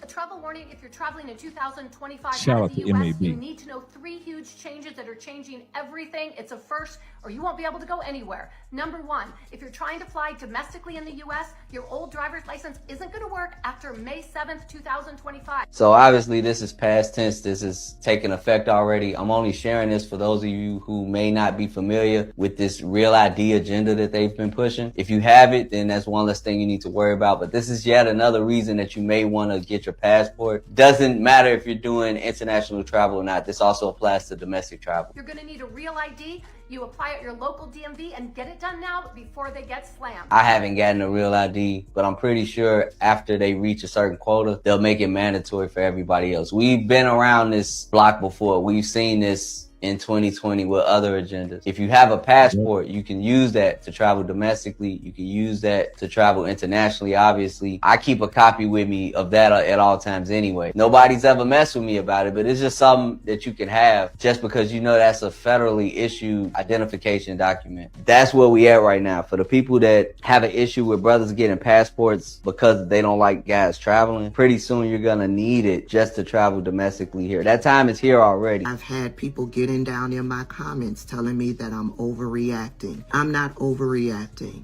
I'm preparing Black people. If you don't do anything else this year, please get your passport. Cut out on the smoking, shopping, the fast food. Cut out on what you need to cut out on so you can save up $160 to get your passport. Go to your post office, your library, your local government building. Figure out where you can go. You need to get you a picture. You need your ID, your birth certificate, proof of residency. Get all that, fill out the application online, and go apply for your passport. I don't get into all the politics and all that, but we are forced because Donald Trump is really, between his DEI, the immigration, he's trying to ban transgenders from serving in the military and the army. It's just too much. We've known for a long time, America is not for us. This is good for 10 years. Plan out what you need to do now. He may only be able to serve for 4 years, but the things that he's putting in place is still going to affect us. Just like this whole TikTok ban that we had to deal with. He started that during his first term. I know it's intimidating. I was like that too. It took me a long time to get it. We just got to start planning now. Don't wait until it's too late. Y'all, guess what?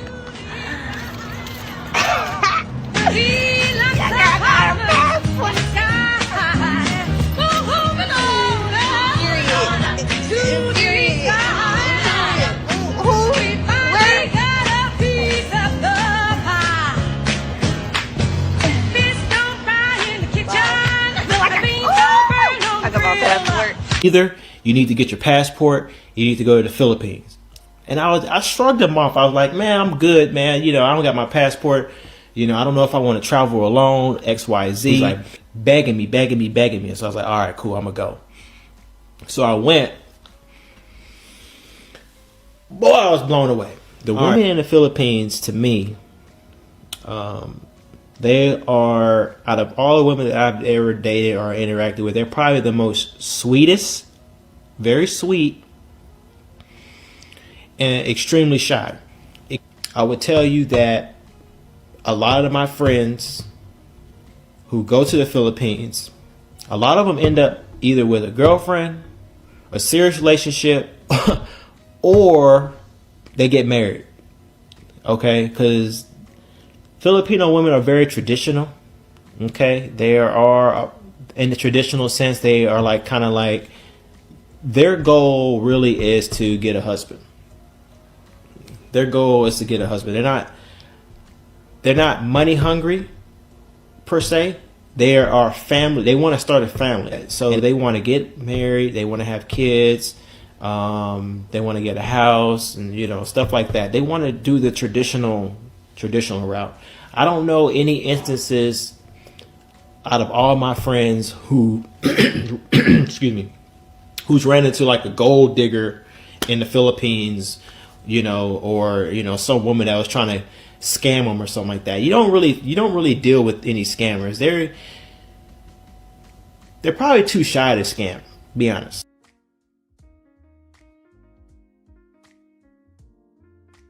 If you've never left your hood, if you never left your city, and you only have traveled domestically, of course you wouldn't know certain things.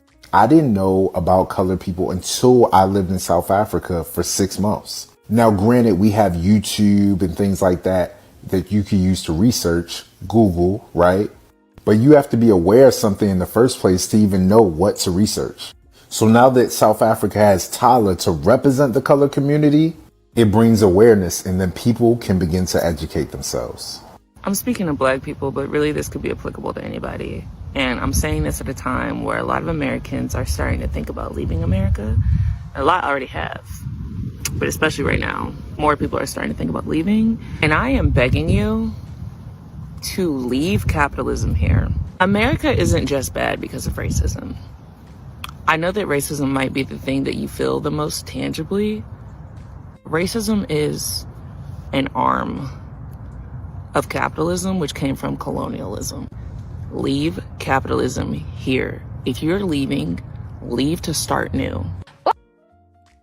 Let's not let that slide by. We're going to come back to all that. Let's not let that slide by, because she made an excellent point. One of the problems for the Black community in America, why many won't leave, because they cannot leave capitalism behind. What does she mean, and what do I mean by that? Do we mean that you shouldn't go after wanting to be a millionaire or a billionaire? No, we're not saying that. Was she saying that you shouldn't own property or houses or investments? I'm not saying that, and she's not saying that. We're saying don't let making money be the centerpiece of your life like America taught us. Let family values be the centerpiece of your life and you become a millionaire. Let being a nice person or a person that focuses on your health be the centerpiece of your life. Now you're going to the gym and you're exercising, you're getting checkups. Let that be the centerpiece of your life, your health. And you just so happen to be making 100,000. Let being a good person in a good community be the centerpiece of who you are in that new country. And you just so happen to have all your certifications through Theo's class 7, class 6, class 5 classes. In America, you're not taught to make $1 million and be a good person, make $1 billion and be a family person. You're not taught that. You're only taught the capitalism of making money. That's it. 9 to 5 it, 9 to 9 it. Do what you need to do. Get that money. The other thing is, other countries are teaching you that you don't have to be brand oriented. Everybody knows Europeans dress better than Americans. You know why? You know why? Well, they dress our styles, not every European. I'll say it again. Not everybody is dressing hip hop, so let that one go. They actually laugh at that in many areas of Europe. Europeans dress better than Americans because they dress for fashion. We dress for brands. They wear Versace if they have to. We wear a Louis Vuitton because we think we need to. When was the last time you saw a bunch of European, even kids, walking around with the brand new LeBrons on? If it's fashionable, yes. Because they have to feel like they're blending in? No. They don't have to feel like that. That's a part of that capitalistic mindset. We're centered around brands. And that's why she said, when you leave America, you don't have to be a part of the brand mindset in order to get the beautiful women, in order to have a good life, in order to have accomplishments and believe in yourself and have peace. You ain't got to be brand. If you are brand centered, cool. But if you aren't, guess what? You'll still be able to get the beautiful women. I like one of my favorite quotes from Taylor Made Dreams is this. While you're taking her to an expensive villa off the beach, as soon as you get on the plane, I'm smashing her under a tin roof. I'm gonna say that again. While you think that you come to DR and you blowing all this money on these chicks, taking them to your villa, taking them to your resort. That same chick, I'm smashing her under a 10 homemade house roof.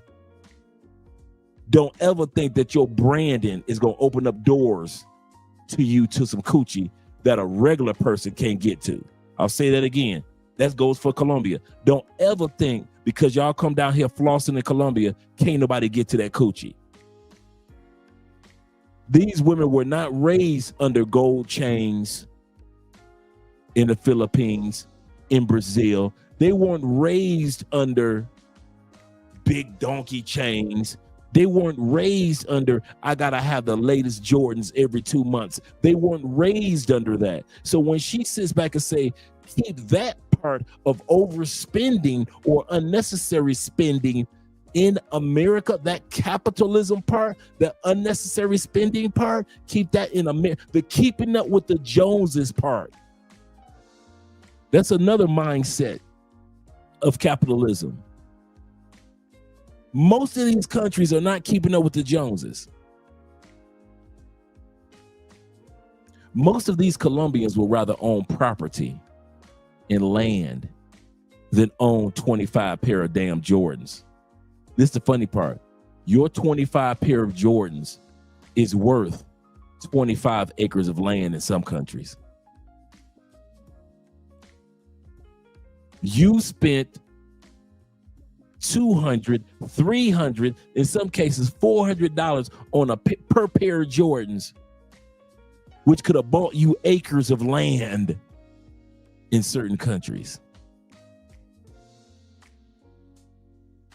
That's why she says, don't go, and that's why I say, don't go to other countries with that keeping up with the Joneses mentality, because keeping up with the Joneses will have you looking like you are flossing American, but the country that you're in, you could have bought some land with that.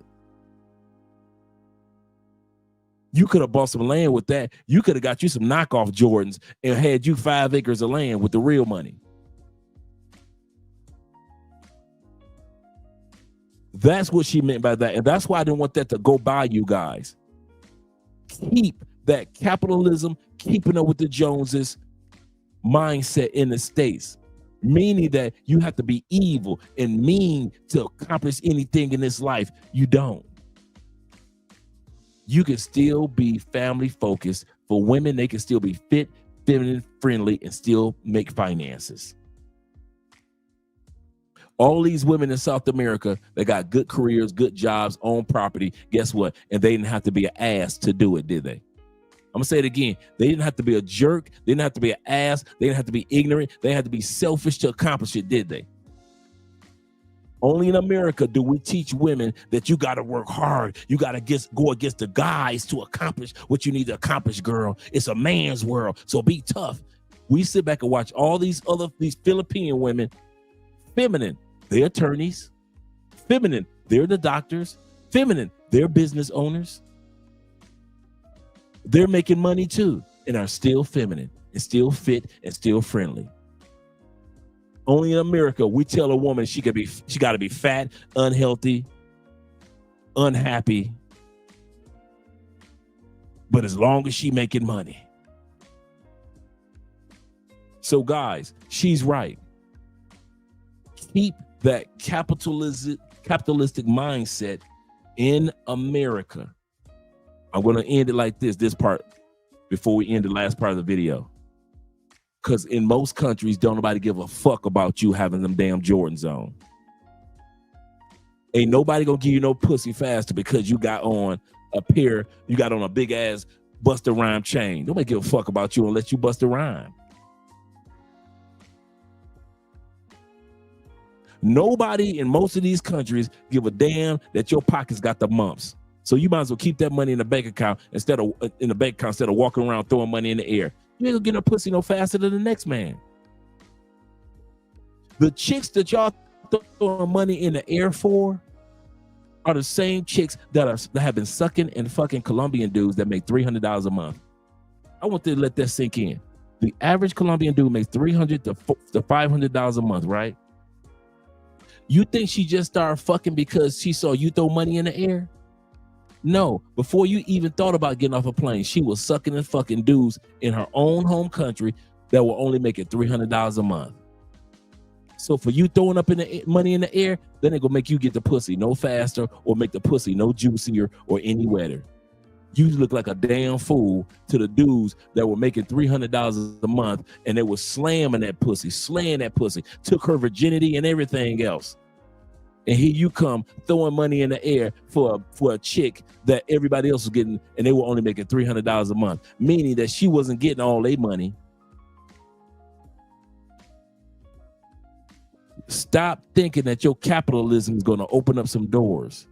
It's not. Make your millions. Yes. Live your American dream. Yes. But do not do it as if you're still in the States, because it's going to backfire on you trying to keep up with the Joneses. I got some news for you guys. There are very few Joneses to keep up with in other countries. There are very few Joneses that you're going to keep up with in other countries. If you make $1 million, cool. If you make 100,000, cool. But it's just going to be able to open up doors of networking for you. That's just about it. That's just about it. Ain't nobody riding around no goddamn Lamborghinis in every other country. Mercedes-Benz, Audis, BMWs. In Europe, taxis. Say it again. Freaking taxis.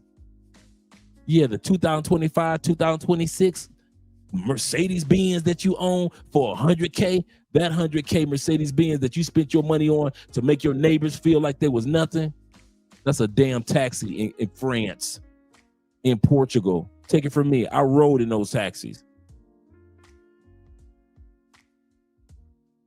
And they're the latest of the latest vehicles. So she's right. Stop trying to keep up with the Joneses. In other words, let some of that, the money part of capitalism keep. Making money, that drive, that American drive that we have, keep that. But that's the way we spend our money, thinking that our money is going to open up all the doors. Let that go, bro. Right. And I didn't understand that about Dubai and Lamborghinis and all those fancy cars until I got to Europe and I saw those taxis. And I'm talking about the stuff that you see presidents and prime ministers step out of, and they're nothing but Ubers. Dude, we were ordering them as like regular Ubers, and you're stepping in some of the most elegant, expensive vehicles that are freaking Ubers. And I finally understood why Dubai is the way that it is regarding Lamborghinis.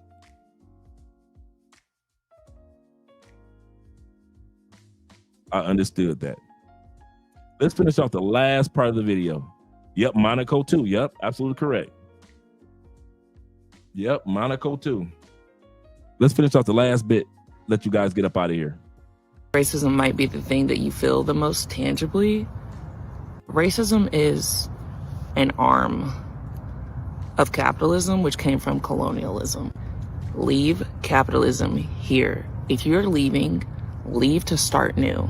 Black Americans, as you all know, have a very unique relationship with America. Stolen from our home countries, our ancestors' blood, sweat, and tears watered this very soil. We built this country for free, and in return have been denied basic human rights. Still, against all odds, we found a way to live, love, and thrive. Yet, we can't jog through our neighborhood in broad daylight.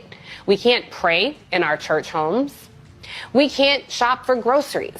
And this list goes on and on and on and on and on. So as these historic or horrific tragedies become more frequent, many of us are asking, where is our Wakanda, a place where we are welcomed and loved? Is it time to toss the deuces to the good old US of A and find our roots? I'm gonna tell y'all how stupid American people are. You'll have a person always complaining, saying, I wish I had this opportunity, begging for help, begging for the right person, the right resources. The opportunity comes right in front of their face, and you know what they do? They say, oh, what about this? Oh, what about this? Oh, I heard this. I heard you can't do this. What do you want to do?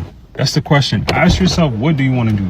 Do you want to take a risk that can lead to you having a better life? Or do you want to question everything and struggle your whole life? Choice is yours. Nobody's going to help you. At the end of the day, you got to make the decision. It amazes me how y'all can sit and talk about China, talk about how America is better. But you're struggling and you don't want to admit it. You're struggling every single day, and someone comes on here and tell you about an opportunity that can change your life, and you want to say, oh, I can't own any land, though. You don't own any land in America, so why you want to talk about owning land in China? You don't even own land in America. But hey, this is why everybody can't be rich. This is why everybody can't be financially stable, because some people don't have the right mindset. You will stay in the same spot until you change your mindset. Absolutely correct. You will stay in the same spot. And this is why 68% of all Americans will live and die within a 50-mile radius of the hospital in which they were born in. And I want to say this again. I want that to sink in. That new truck you bought is within the 50-mile radius of the hospital in which you were born in. Those clothes that you flex in within a 50 to 100-mile radius of the hospital you were born in. That house you purchased, for most Americans, within a 50 to 100-mile radius of the hospital in which you were born in. The girlfriend that you had, the kids that you're giving birth to, most of you dudes are going to live and die and flex and get in arguments, get into fights and get in agreements and have good lives and bad lives within a 50 to 100-mile radius of that raggedy hospital in which many of us were born in. You are making money upon money just so you can live and die within 50 miles of the hospital that you were born in. I want all you Kansas City dudes to think about it, all you New Yorkers, all you dudes that live in Tampa, all you guys that live in Kansas City, all you dudes that are living right now in Oklahoma or Oklahoma City. All you Chicago dudes, Clevelanders, you're going to live and you're going to die after all the money that you've made. You did that to flex over people within a 50 to 100-mile radius of the hospital in which you were born. That's how much of your life you're wasting. The house that you're going to buy within 50-mile radius. The kids and the woman you're going to meet within a 50-mile radius. The school your kids are going to go to within 50-mile radius. The clubs, the friends that you'll make, your exes will all live and die within 50 miles to 100 miles of the hospital in which you guys were born in. All you LA dudes will live and die in LA. Seattle dudes, you will live in 68% of all you dudes. I'm riding this out. I want this to sink in. I talk about it a lot. All you dudes that was born and raised in Milwaukee, you're going to live and die. All that flexing, all that money you made, all that overtime that you worked, all that effort that you put in, the heartaches and the headaches that you went through with women, the heartaches that you put women through. Everything that you dealt with from high school to the coffin is going to take place within 50 freaking miles of the hospital in which you were born in. Your life is nothing. You have done nothing with it. You're going nowhere with it. Use your passport to discover the rest of the planet. When they say, why don't you go to another state and find love? Why? It's the same laws in other states. So I might find love, but it's the same unfair laws to men in other states. If you were born in Hawaii, you have a 68% chance of dying in Hawaii. You guys just don't get it. You literally, with all your accomplishments, with all your MDs, PhDs, MBAs, I started this business, all the real estate that you own, all the ladies that you've loved, all your stories and tales that you have to tell, all that ish happened for most of us, 68% of us within a 50 to 100-mile radius of the hospital that you live in. Everything that's ever happened to you, good or bad, is only within 50 freaking miles. Everything. I'm not talking about the little fruitless vacations you took to the South to go visit your family in the South, or a little cruise, or you flew to another country with your passport. I'm talking about your whole life is defined by 50 miles. As soon as you went, wah, everybody knew that 68% of y'all that was crying when you were born, you aren't going to do anything else with your life but live and die and purchase and buy within 50 miles of the hospital in which you were born. Detroiters.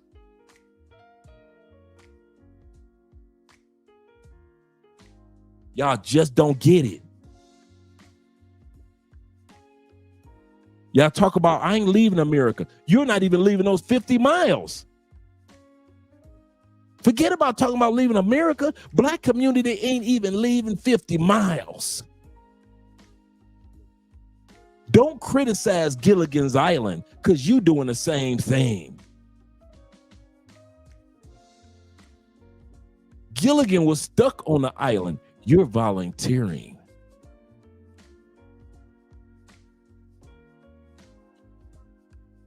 But then you want to talk about us who decide, not I, said the cat, not I, said the dog. You want to criticize us. Shout out to all you guys that are here. All you guys that are, he said, hell no. He said, raising above it all. Yes, sir. Logic says this. He said, damn, that essentially is a dying at ground zero. Absolutely correct. Essentially dying at ground zero. You are literally dying where you started. Yep, started from. Absolutely correct. That's deep. Glad it ain't me. We have to call them the G's. Ground zeros. For real. You know them ground zero dudes. That's crazy. And y'all brag about it. I'm from Chicago. Can't nobody tell me nothing. Us Milwaukee, stand up. Green Bay, stand up. Y'all literally brag about living and dying within 50 miles. You will be in gangs to protect your area within 50 miles. And you wonder why we call the United States the land of plantations. Because you guys are still plantation bros, whether you want to admit it or not. 50 miles. 50 miles. And some of y'all, what you need to do, go ahead, do a 50 mile. Just think about the hospitals. Or if you can remember, or somebody can tell you what hospital you were born in. And then do a Google tonight, for real, do a Google of where you live now and the hospital in which you were born. If you remember that hospital, if your mama or cousins and them, you know, your mama's sisters and them, if mom already passed on, your uncle or something, to remind you what hospital you were born in, Google that hospital and how close you live. You think 50 miles is you think that you literally live further than the hospital in which you were born in. Go ahead. I wish you dudes from New York would. I dare you. I dare all you DC dudes. I wish you Baltimore DC dudes. I wish you would Google it. Okay, I was born at children's hospitals. I was born at so-and-so hospital. Let me Google my hospital. Oh shit, I only live 27 miles from my hospital. Oh shit, I only live 41 miles from my hospital. Well, I live 62 miles from the hospital, which it's only 62 miles. I thought I was living on the outskirts of the city, in the suburbs. I've owned this house for 20 years. I only live 62 miles from the hospital in which I was born. Man, fuck Dre. I wasn't supposed to realize this. Go ahead, Google it. Black Nubia say, listen. Shout out to Black Nubia. Yes, sir. Shout out to you. Now there will be some of us that are like Black Nubian, right? He said, my brother said, I know people that never left one side of Chicago their entire lives. Not even down to, that's wild. That rat race ain't as big as they think. Absolutely correct. It's crazy because DC, B-More City aren't even 50 miles apart. And we don't see that how well they have us programmed to live in these rat traps.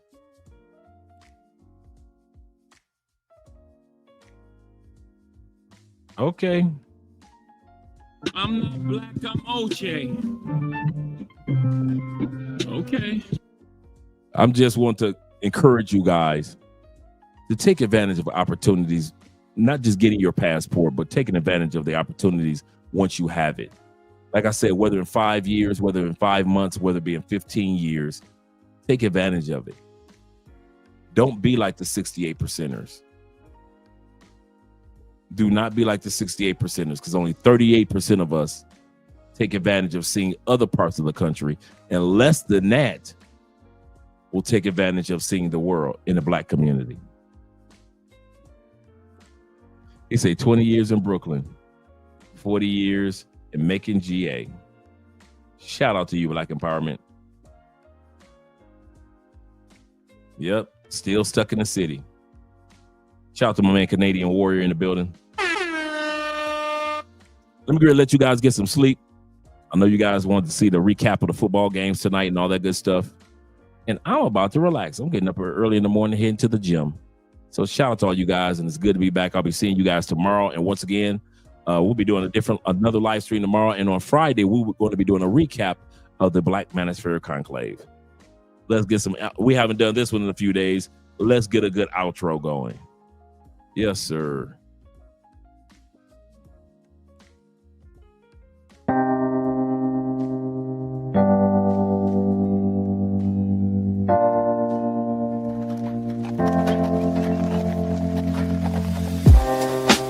Living for weekends, wishing I could take a break from this world.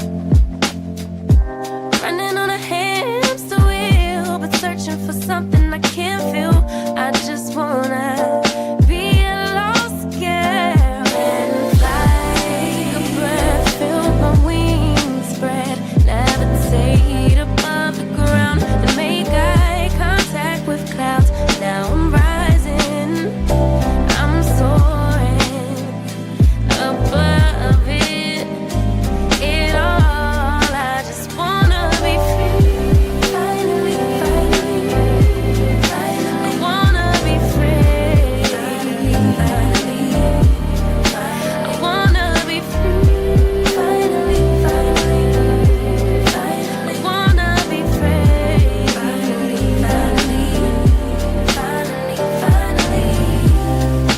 I always stay dreaming, never imagine I lose my spark. Living in this crazy time, putting back the pieces of my mind.